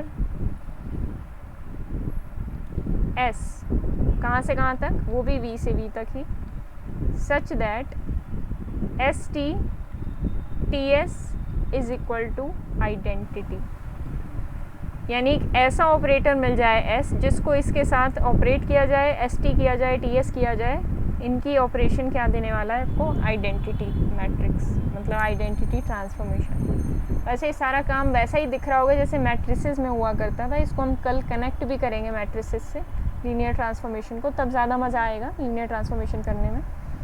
ये सारा काम वही चल रहा है, जैसे हम मैट्रिसेस में बोलते थे कि मैट्रिसेस मल्टीप्लिकेशन कम्यूट नहीं करती, इसी तरह यहाँ की कंपोजिशन जो है ट्रांसफॉर्मेशंस की वो मैट्रिक्स मल्टीप्लिकेशन ही है असल में। वो कैसे है वो हम कल देखेंगे। तो ये बात भी वही कह रखी है कि किसी मैट्रिक्स को कब इन्वर्टिबल बोलते हैं, उसके लिए कोई दूसरी एस मैट्रिक्स एग्जिस्ट कर जाए such that S T T S करे तो आइडेंटिटी मैट्रिक्स मिल जाए। यहाँ पे ये आइडेंटिटी ट्रांसफॉर्मेशन है, ठीक है।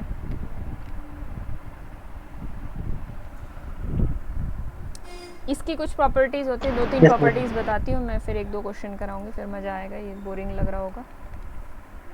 इसकी प्रॉपर्टीज़ क्या होती है, T1 और T2 का इन्वर्स निकालना है। T1 T2 को ऑपरेट करा के इसका इन्वर्स निकालना है। T1 T2 डिफाइंड है कि नहीं, पहले तो ये बताओ।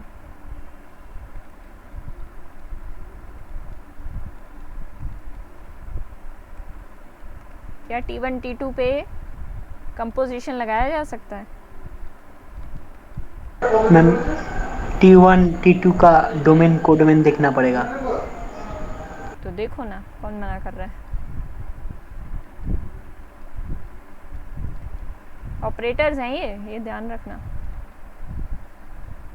हाँ मैम, तब तो लगा ही जा सकता ऑपरेटर्स है। कहाँ से कहाँ तक है वो मैंने बताया था ना, T1 T2 दोनों ही V से V तक हैं। तो जब डोमेन और कोडोमेन हो तब तो सेम ही हो, तब तो आपको देखना ही नहीं है, T1 T2 भी डिफाइंड होगा, T2 T1 भी डिफाइंड होगा, तब तो कोई टेंशन ही नहीं होती। वही चीज़ है यहाँ पे, ठीक है। तो T1 T2 इन्वर्स क्या होता है, T2 inverse T1 inverse. Matrix में भी ये सेम प्रॉपर्टी होल्ड करती है। A इंटू बी मैट्रिक्स का इन्वर्स निकालते हो तो P इन्वर्स A इन्वर्स निकल के कुछ ऐसा आता है। अल्फा T1 का इन्वर्स क्या होता है, 1/अल्फा। ये जो स्केलर है अल्फा, यहाँ पे एक स्केलर है, नॉन ज़ीरो स्केलर, ठीक है।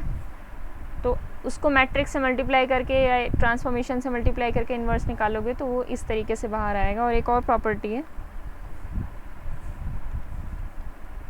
किसी ट्रांसफॉर्मेशन T1 का इन्वर्स क्या आने वाला है, उसी ट्रांसफॉर्मेशन के बराबर, ठीक है। 2 बार इन्वर्स लोगे तो वापस वही मिल जाएगा आपको। इन्वर्टिबल कब होगा, इन्वर्टिबल हमने 2 तरीके से पढ़ लिया, एक तो 1/(1)(2) वाले तरीके से पढ़ लिया, वो तो ठीक है, लेकिन इन्वर्टिबल कब कहेंगे हम, अब इस तरीके से हमने पढ़ा है कि कोई ना कोई एस मैट्रिक्स मिल जाए जिसके साथ उसकी मल्टीप्लिकेशन कम्यूट करके, मतलब उनका जो कंपोजिशन है वो दोनों तरफ से अप्लाई किया जा सके और अप्लाई करके वो आइडेंटिटी दे, ठीक है।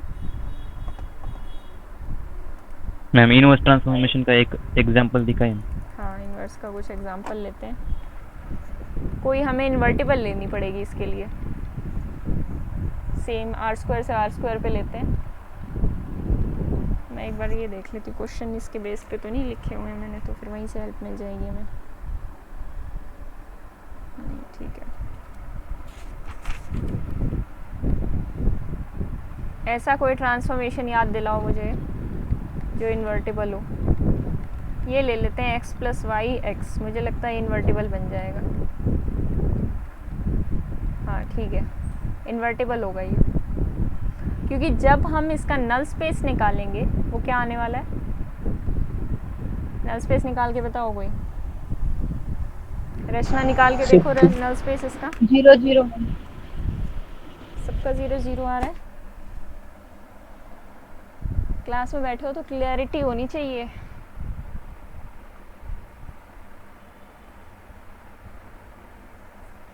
Data yes ma'am. खत्म होने वाला है। नल स्पेस निकालो, नलिटी निकालो, नल स्पेस निकलेगा वहाँ से।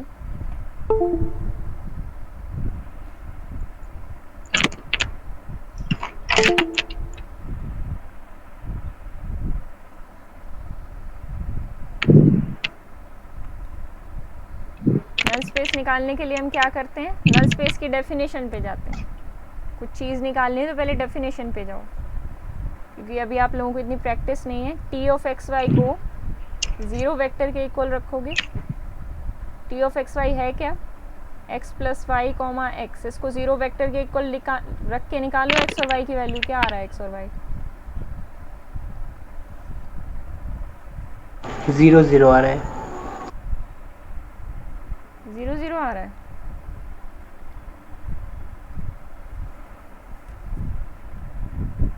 Yes ma'am. हिमालय भी क्लास में नहीं है? हाँ मैम, 0 0 आ रहा है मैम, क्योंकि x = 0 हो रहा है। अगर x = 0 हो रहा है तो y = 0 होगा। ठीक है, यहाँ से कंपैरिजन करेंगे तो x = 0 तो यहाँ से मिल ही रहा है, और x + y = 0 मिल रहा है। दोनों को सॉल्व करके आपको x और y दोनों 0 मिल जाएंगे। तो नल स्पेस के अंदर केवल और केवल एक वेक्टर आ रहा है, उसको हम लिख देते हैं 0 वेक्टर। तो नल स्पेस क्या हो गया, 0 वेक्टर स्पेस। ऐसे भी लिख सकते हो, 0 वेक्टर स्पेस। या ज़ीरो सब स्पेस लिख सकते हो आर स्क्वायर का। ठीक है, तो नल स्पेस ज़ीरो होने से क्या होता है, क्यों निकाला मैंने नल स्पेस? ये 1 1 होता है। नल स्पेस ज़ीरो होने से क्या होता है, 1 1 हो जाता है ट्रांसफॉर्मेशन। तो यहाँ पे टी क्या हो जाएगा, 1 1 हो जाएगा और ऑन टू भी हो जाएगा हो जाएगा डायमेंशन। क्योंकि अब हम थ्योरम यूज़ करेंगे। डेफिनेशन यूज़ कर ली हमने, लेकिन यहाँ पे हम थ्योरम यूज़ करेंगे। तो थ्योरम हमारी क्या कहती है कि सेम डायमेंशन से सेम डायमेंशन पे ट्रांसफॉर्मेशन है। किसी को डेफिनेशन में कंफ्यूजन हो तो बताना, इसको डेफिनेशन से भी ट्राई करना। ऑन टू के लिए हमें हर एक x plus Y comma X के लिए उधर कोई ना कोई वेक्टर मिलना चाहिए सच दैट टी ऑफ वो u कॉमा वी करें, हम जो भी ले रहे हैं, तो हमें ये वेक्टर मिल जाए। तो आप यहाँ पे करके देखोगे, आपको कुछ ना कुछ मिलेगा, किसी ना किसी u कॉमा वी के लिए ये मिलने वाला है। कैसे निकालोगे उसको, निकाल के देख सकते हो अभी आप लोग साइड में, क्लास के साइड में। तो t 1 1 हो गया। अब डायमेंशन सेम है तो वहाँ से हम क्या बोल देंगे, अभी हमने थ्योरम भी पढ़ी थी कि डायमेंशन सेम हो 1 1 हो जाए तो ऑन टू भी हो जाएगा, या डायमेंशन सेम हो ऑन टू हो जाए तो 1 1 भी हो जाएगा। तो यहाँ से ऑन टू भी हो गया। तो इसका मतलब क्या हो गया, t इज़ इन्वर्टिबल।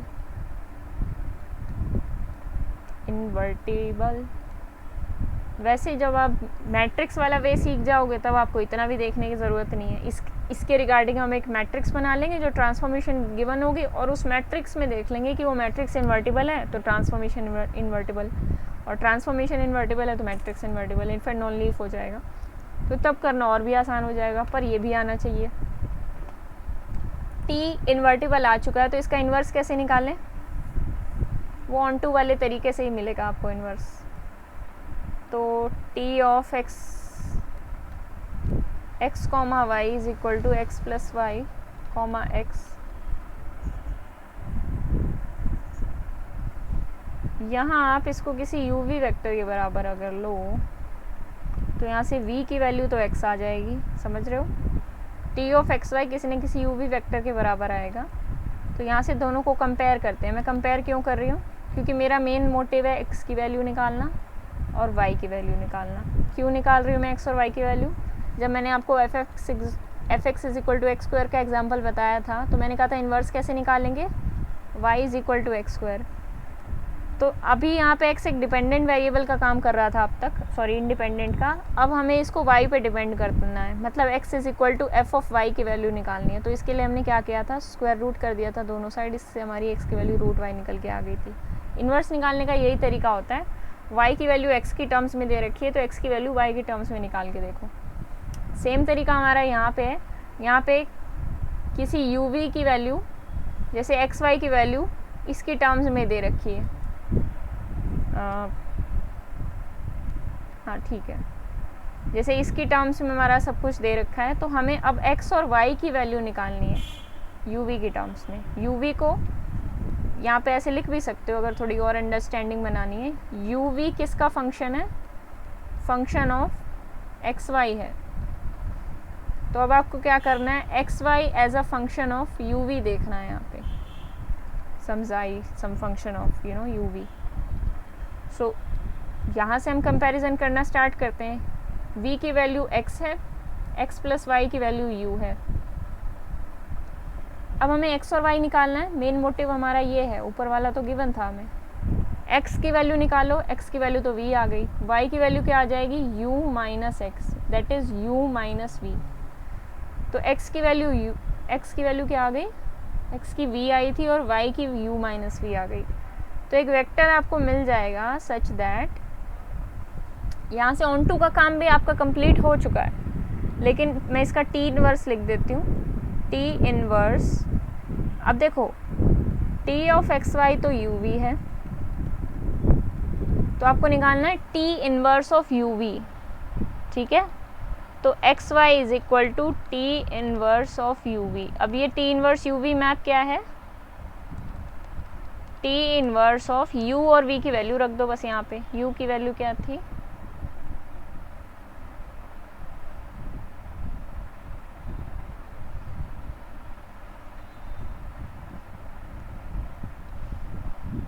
नहीं सॉरी, क्या कर रही हूँ मैं, ये एक गड़बड़ हो गई।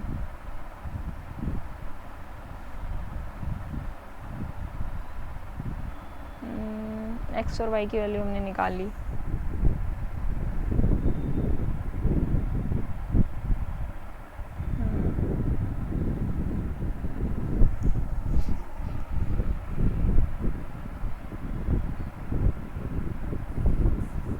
T of X Y U V के बराबर, यू वी वाला मेथड तो टी ऑफ एक्स वाई इसके बराबर था, X plus Y comma X. ठीक है, X Y is equal to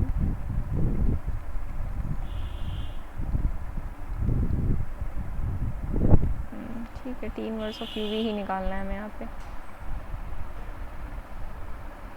ठीक है, T inverse of U V, सारा यू वी के टर्म्स में लेके आओ ना, फिर बात बनेगी। ठीक है ना, इसको u और v के टर्म्स में लेके आओ, देखो एक ट्रांसफॉर्मेशन बन जाएगी, बस वेरिएबल अलग होंगे। वेरिएबल चाहे मैं u लिख दूं चाहे x लिख दूं, आपको फ़र्क नहीं पड़ता ना, चाहे t लिख दूं चाहे z लिख दूं, वेरिएबल तो वेरिएबल है। तो x की वैल्यू यहाँ से हमारी आई थी v और y की वैल्यू u माइनस v आई थी। अब जो नया मैप निकल के आया है उसको आप या तो ये रहने दो, मेरी आवाज़ आ रही है सबको, या फिर ये रहने दो, कनेक्शन कभी भी लॉस्ट हो सकता है ना, ज़्यादा ही खर्च हो गया है। टी इनवर्स एक्स वाई, या तो इसको इस तरीके से लिख दो एक्स और वाई की टर्म्स में, नो प्रॉब्लम।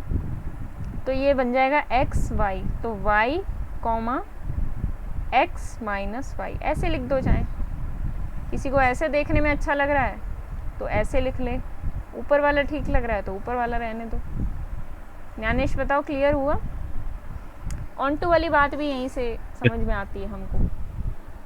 ठीक है, ऑन टू कैसे कि किसी यूवी के लिए हमें वो एक्स वाई ढूंढ के लाना था सच दैट ये हो जाए, तो किसी एक्स वाई हम जो एक्स वाई ढूंढ के लाए वो ये ढूंढ के लाए, Y comma X minus Y. देखो हम क्या ढूंढ के लाए थे, इसको टी को दोनों साइड मल्टीप्लाई कर दो, टी टी इनवर्स आप जानते हो ना, आइडेंटिटी, ऑपरेट कर दो। यहाँ पे ऑपरेशन हुआ है तो यहाँ पे टी टी इनवर्स ऑपरेट कर दो। ऐसा नहीं होता कि टी इनवर्स उधर जाके टी बन जाता है, ऐसा नहीं होता, ऑपरेट किया जाता है दोनों तरफ। तो गलत फहमी में मत रहना। T of Y X minus Y, दोनों तरफ टी ऑपरेट कर दिया। आप देखो X Y is equal to क्या हो गया, T of Y comma X minus Y. ठीक है, हाँ ये आ गया। तो ऐसा कौन सा वो वेक्टर होगा, मतलब कुछ जो भी वेक्टर होगा आर स्क्वायर में, वो कौन सा होगा सच दैट उस पर टी अप्लाई किया जाए और आपको वो एक्स वाई मिल जाए। मतलब for X Y belongs to R square, आपको एक वेक्टर मिल गया आर स्क्वायर के अंदर ही, क्योंकि डोमेन और कोडोमेन सब सेम है। यहाँ पे एक वेक्टर मिल गया ये वाला, सच दैट इस पे टी अप्लाई किया गया और आपको वो एक्स वाई मिल गया। मतलब किसी भी एक्स वाई की प्री इमेज आपको मिल सकती है। समझ में आई ये बात सबको? ऑन टू से रिलेट हुआ कि नहीं? वैसे तो क्वेश्चन यहाँ पे ख़त्म हो गया, पर मैंने ऑन टू भी बता दिया साथ साथ। ये सब बातें आराम से बैठ के सोचा करो, ठीक है?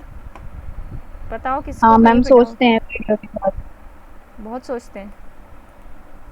I mean, जब ये देखते हैं ना दोबारा नेक्स्ट डे तब। अच्छा, कौन कौन देखता है दोबारा? कहीं कोई डाउट आता है थोड़ा बहुत? कौन देखता है? मैं देखता हूँ और निर्मल भी। निर्मला का तो मुझे पता है, और किसी हाँ, का मुझे मैंने तो निर्मला की गारंटी साथ लेके चलता है। ज्ञानेश आप कुछ बोल रहे थे? अपनी बात थी। कल की वीडियो मुझे नहीं मिली चैनल पे। कल की वीडियो चैनल पे मत जाया करो, प्लेलिस्ट में जाया करो पहले। तो प्लेलिस्ट में मिली सबको? किसी ने देखी हो? हाँ, असाइनमेंट वाली प्लेलिस्ट अलग है और हाँ, दूसरी कौन सी प्लेलिस्ट है? एक असाइनमेंट की है, एक टेस्ट डिस्कशन वाली प्लेलिस्ट है। पर टेस्ट डिस्कशन वाली प्लेलिस्ट मैं किसी से शेयर नहीं करती हूँ, क्योंकि क्योंकि उसमें फिर सारे टेस्ट देख लोगे आप, फिर उसमें मज़ा कैसे रहेगा। अगर आपने कोई टेस्ट मिस कर दिया तो आप उसका सॉल्यूशन ही देख लोगे जाके। तो वो तो मैं पर्सनली वीडियो सबको सेंड कर देती हूँ। एक असाइनमेंट वाली, एक लीनियर अलजेब्रा कोर्स वाली है और एक रियल एनालिसिस वाली है। वो सारी टेलीग्राम पे पिन कर रखी है मैंने। उस दिन मैंने आपको बताया भी था ना न्यानेश, तो आप देख सकते हो जाके। मैम उधर मैंने देख लिया पर उधर मुझे नहीं मिली, मतलब दूसरी थी उधर, रियल क्रैश कोर्स वाली थी और हाँ, एक जो असाइनमेंट एक डिस्कशन रियल क्रैश कोर्स है, एक रियल एनालिसिस कंप्लीट कोर्स है, एक लीनियर अलजेब्रा कोर्स है और एक असाइनमेंट वाली है। 4 हैं आपके मतलब की। तो आपको जो नहीं मिली है मुझे अभी मैसेज करके बता देना, मैं दोबारा सेंड कर दूँगी टेलीग्राम पे, ठीक है? मैम दोबारा से सेंड दीजिए। कौन सी वाली प्लेलिस्ट? मैम प्लेलिस्ट की लिंक। ठीक है, सारे प्लेलिस्ट के लिंक मैं चारों के सेंड कर दूँगी अभी क्लास के बाद।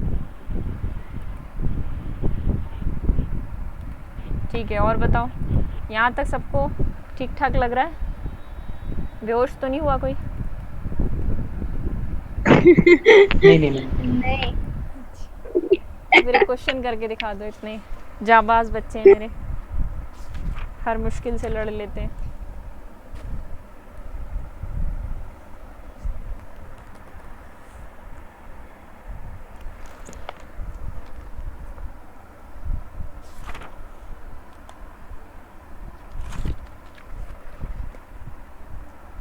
अब देखो 2-3 बातें बड़ी इंटरेस्टिंग होंगी।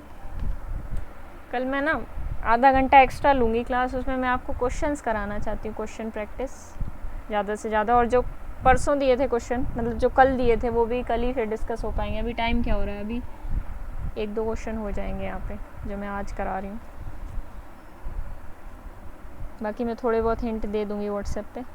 मैंने सॉल्यूशन भेजा था मैंने कहा आपको सीक्वेंस वाले क्वेश्चन का।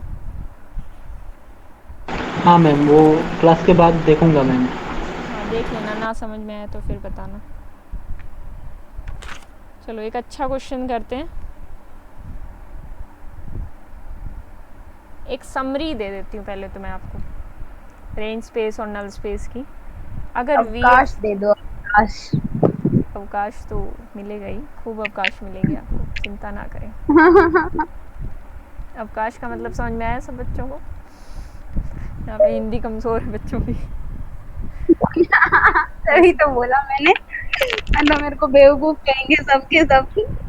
हाँ ऐसे तो मैं हूँ, कोई प्रॉब्लम नहीं, किसी के कहने से मुझे फर्क नहीं पड़ता। जब आप मान ही लिया आप हो तो फिर क्या, फिर फर्क क्यों पड़ेगा? सही बात है। VF एक फाइनाइट डायमेंशनल वेक्टर स्पेस है। T एक ऑपरेटर दिया गया है, लीनियर ऑपरेटर। LO लिख देती हूँ मैं इसको, लो LO। Then range space of T क्या होता है? कोई डेफिनेशन बता सकता है इसकी? रेंज स्पेस ऑफ T अपने टर्म्स में एक सेट डिफाइन किया जाए। T of x such that x belongs to V। हाँ वैसे भी लिख सकते हैं और देखो ऐसे भी लिख सकते हैं इसको, V belongs to V such that V is equal to some T कौन सा लें इसमें? Tx लेना है। कुछ भी ले लो, T of alpha, alpha alpha belongs to belongs to V। सारा V में ही चल रहा है काम। वैसे तो अल्फा डोमेन से आता था और ये जो V है ये को डोमेन से आता था, पर यहाँ पे डोमेन को डोमेन सब कुछ सेम ही है, नो प्रॉब्लम, कोई दिक्कत नहीं है। लेकिन वो V आएंगे को डोमेन के जो किसी न किसी T ऑफ अल्फा लगा के ऑब्टेन किए गए हों। सारे नहीं आ जाएंगे, अब आपको गलतफहमी हो जाएगी सारे ही आ जाएंगे, ऐसा नहीं है। जैसे कि एक ट्रांसफॉर्मेशन देती हूँ मैं, T of x, 0, T of xy is equal to x, 0, और ये ट्रांसफॉर्मेशन है r² से r²। अब जो मैं बात कर रही हूँ वो आपको समझ में आएगी, इसको आप पता कर लोगे तो। इसका रेंज स्पेस क्या निकल के आने वाला है? इसका रेंज स्पेस है x, 0, मतलब वो सारे वेक्टर जो x, 0 टाइप के हैं, यानी कि इसकी रिप्रेजेंटेशन ऐसे लिखी जा सकती है। सेट रिप्रेजेंटेशन बनानी भी आनी चाहिए। x, 0 such that x belongs to r, मतलब x एक्सिस के सारे पॉइंट्स, x एक्सिस के ऊपर सारे पॉइंट्स। तो अब क्या ये कंप्लीट r² के बराबर आ गया? नहीं, को डोमेन और डोमेन बराबर होने से ये कंप्लीट आर स्क्वायर के बराबर थोड़ी आ गया। रेंज स्पेस के अंदर वही वेक्टर्स आए, वही पॉइंट्स आए जो ऑब्टेन किए गए टी लगाने के बाद। तो यहाँ पे ये सबसेट ऑफ आर स्क्वायर बन गया। एक सबस्पेस ऑफ आर स्क्वायर तो है, लेकिन प्रॉपर सबस्पेस है, आर स्क्वायर के बराबर नहीं है। ठीक है, तो रेंज स्पेस ऑफ टी होता है ये।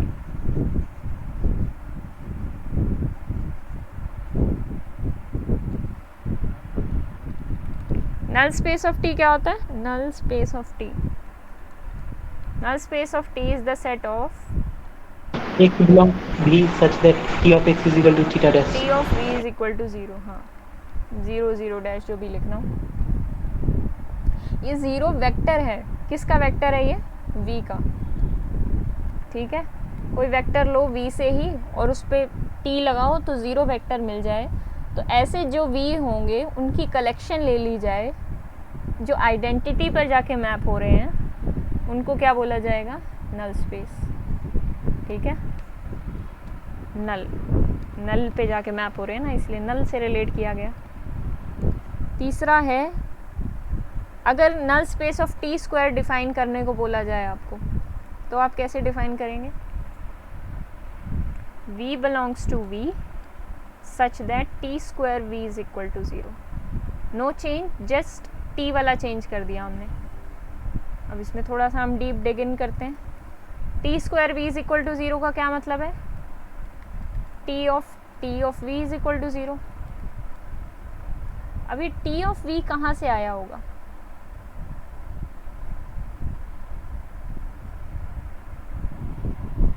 रेंज स्पेस से मैम। वैसे तो रेंज स्पेस से होगा, चलो वो ठीक है।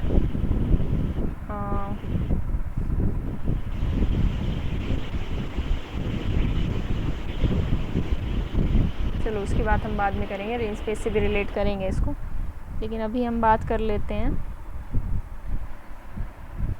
0 क्या होगा? 0 वेक्टर होगा किसके अंदर? v के अंदर। तो 0 को ऐसे भी लिखा जा सकता है t ऑफ 0। देखो 0 को मुझे यहाँ 0 0 डैश करने की ज़रूरत नहीं है, v है, सब कुछ सेम चल रहा है यहाँ पे ना, वेक्टर स्पेस सेम है, डोमेन और कोडोमेन, तो इसलिए मैं सेम लेके चल रही हूँ। ठीक है, तो यहाँ से हमें क्या पता चलेगा?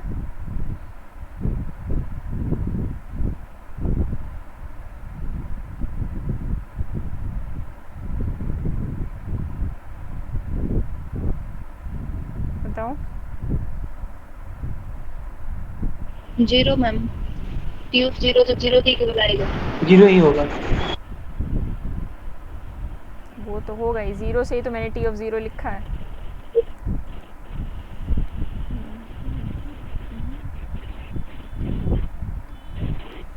हाँ ठीक है, चलो ऐसे लिख लेते हैं इसको। अगर देखो, अगर v belongs to null space of t होता तो आप यहाँ से क्या करते? t of v is equal to 0।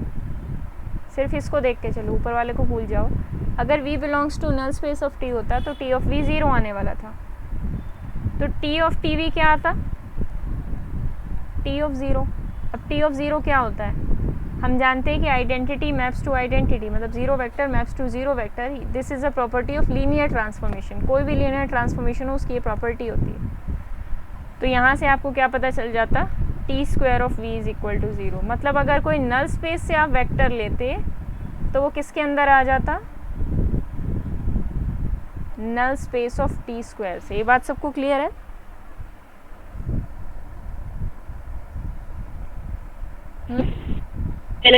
Yes ma'am. तो नल स्पेस ऑफ टी हमेशा हमेशा हर एक ट्रांसफॉर्मेशन के लिए null space of T square के अंदर कंटेन होता है।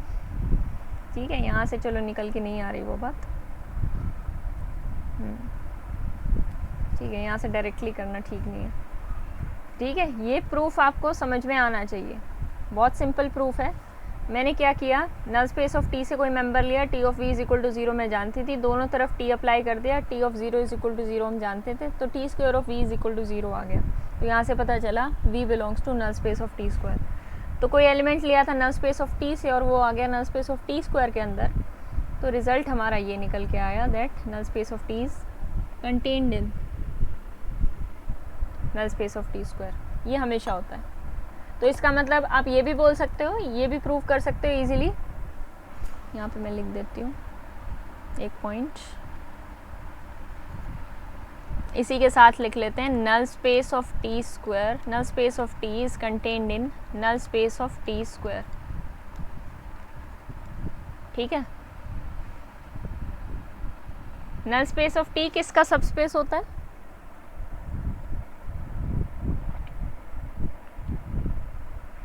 क्यू का, मतलब डोमेन का। डोमेन का। ये भी डोमेन का सबस्पेस है और ये भी डोमेन का सबस्पेस है, समझ रहे हो? दोनों ही एक वेक्टर स्पेस के सबस्पेस है, ये बात ध्यान में रखना, इसको हम आगे लेके चलेंगे। ठीक है, रेंज स्पेस ऑफ टी के बारे में क्या बात होगी? रेंज स्पेस ऑफ टी, ये प्रूव करके देखना आप लोग, ट्राई करना that range space of T square, इसके लिए उल्टा होता है, that range space of T square is contained in range space of T. आप इसके अंदर से एलिमेंट लोगे और इसके अंदर आ जाएगा। ठीक है, वहाँ पे null space of T contained in T square था, यहाँ range space of T square contained in range space of T आएगा। ठीक है, ठीक है मैम। और इन जनरल ये चीज़ ट्रू होती है, मतलब इसको मैं और आगे बढ़ा सकती हूँ, that null space of T cube, null space of T raised to power 4 and so on. ठीक है, कर सकते हैं हम ऐसा। Null space of T square का मेंबर लो और null space of T cube में दिखा दो, बस यहाँ पे टी की जगह टी स्क्वायर आना था, बस टी को टी स्क्वायर से चेंज कर दो इस प्रूफ में, तो ये वाली चीज़ प्रूफ हो जाएगी, that null space of T square is contained in null space of T. So in general ये रिजल्ट बनता है। और नीचे range space of T square वाला ये वाला प्रूफ करके देखना, जिसका ना हो वो कल आके मुझे बताना, और ट्राई कर लिया करो, फिर आपको यही नहीं पता चलेगा कि आपसे हुआ था कि नहीं हुआ था। फिर मैं भूल जाऊँ, आप भूल जाओ, सब भूल जाएंगे, फिर पेपर में हम सब भूल जाएंगे।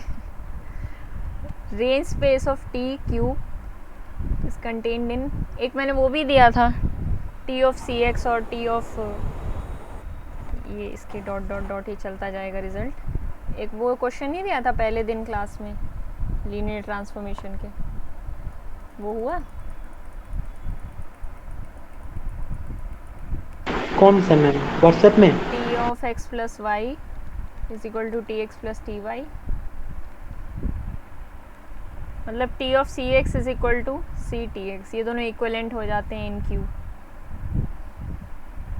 वैसे इससे ये ऑब्टेन करना तो मुश्किल है, लेकिन टी ऑफ, मतलब अगर ये दे रखा है आपको गिवन, अगर ये है तो ये प्रूव किया जा सकता है आसानी से। क्या ये कंप्लीट हुआ किसी का प्रूफ कि अगर ये गिवन हो ऊपर वाला नीचे वाला हो जाए? किसी को नींद आ रही है? नहीं मैम। बैटरी किसकी लो है? अच्छा, कुछ डाई होने वाला है, कुछ मरने वाला है यहाँ पे फ़ोन की बैटरी। ठीक है, मैं 2 मिनट और लूँगी आपके। ठीक है, प्रूफ हुआ किसी का ये कंप्लीट? नहीं मैम। चलो, इसको मैं लिख के भेज दूँगी, मुझे आज याद दिलाना। वो वाला मैंने लिख के भेजा था एक, वो rank of T is equal to rank of T T star, वो हो गया था, सबको समझ में आ गया था? जिसने असाइनमेंट करी थी उसको लिख के भेजा था मैंने एक दिन, ये मत कहना नहीं भेजा था। मुझे ये एग्जांपल देना, ये कल का आपका होमवर्क भी है, ये सबका होमवर्क है। कोई मैट्रिक्स लो ए, रियल मैट्रिक्स, नहीं कोई भी मैट्रिक्स हो सकती है, कोई भी कॉम्प्लेक्स मैट्रिक्स हो सकती है। Rank of A is not equal to rank of A transpose, A transpose, ये दिखाना है किसी भी जनरल कॉम्प्लेक्स मैट्रिक्स के लिए, किसी एग्जांपल के थ्रू। कोई एग्जांपल फाइंड करना है आपको ए मैट्रिक्स का, सच दैट ए ट्रांसपोज निकालो और ए की रैंक निकालो तो वो सेम ना आए।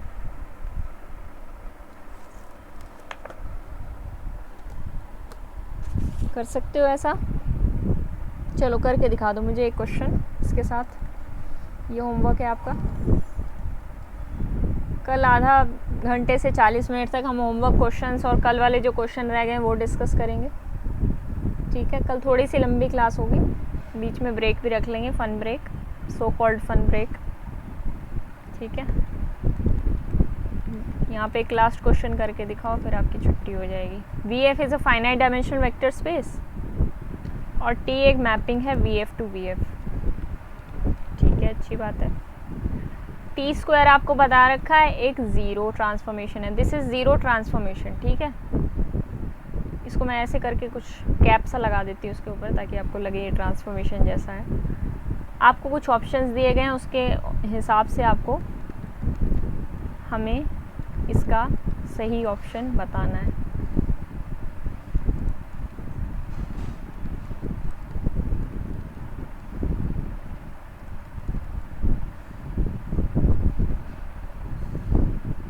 रचना, आप पुराना कवर कर रहे हो लीनियर का जो आपका छूट गया है?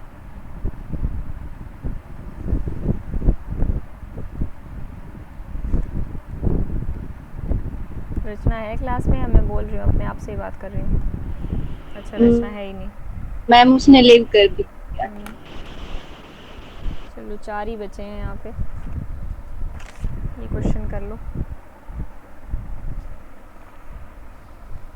मैम थोड़ा स्कूल अप कीजिए।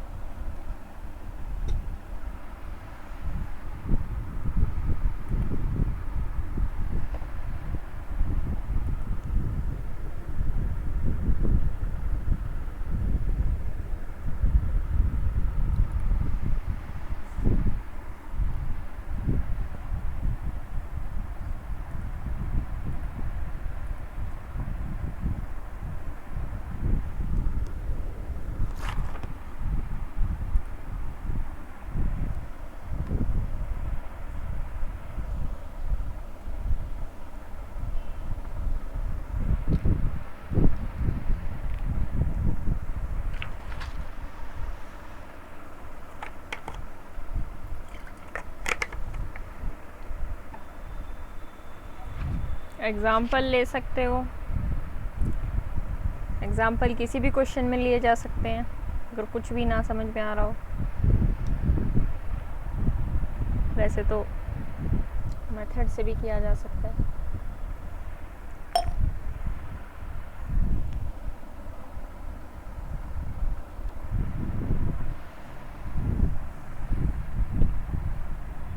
कल क्लास का टाइम क्या रखें? 6 बजे रख लूँ? 6 बजे मैम। नहीं तो फिर बहुत लेट हो जाएगा ना, अगर 2.5 घंटे की क्लास हुई तो 6 बजे ही ठीक है।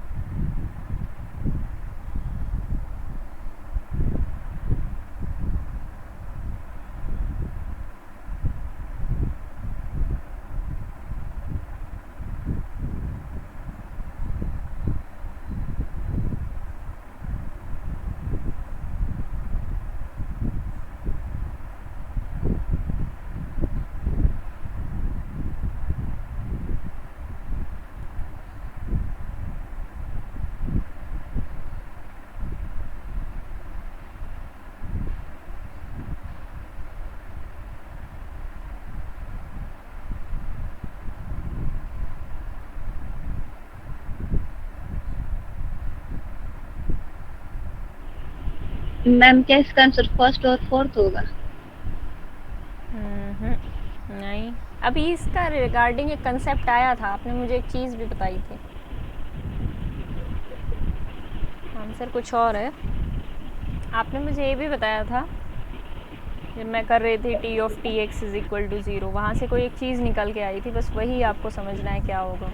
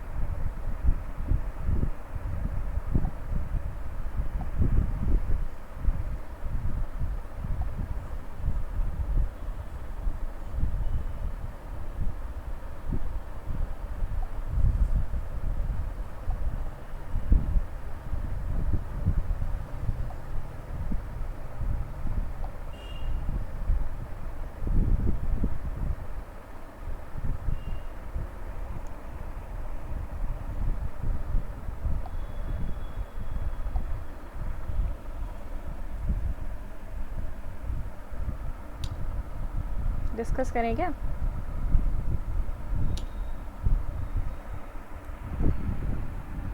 बच्चों कहाँ खो गए? मैम ट्राई कर रहा हूँ। मैम क्या ये होम टास्क हो सकता है मैम? टाइम टास्क लगेगा लगता है। हाँ मैम।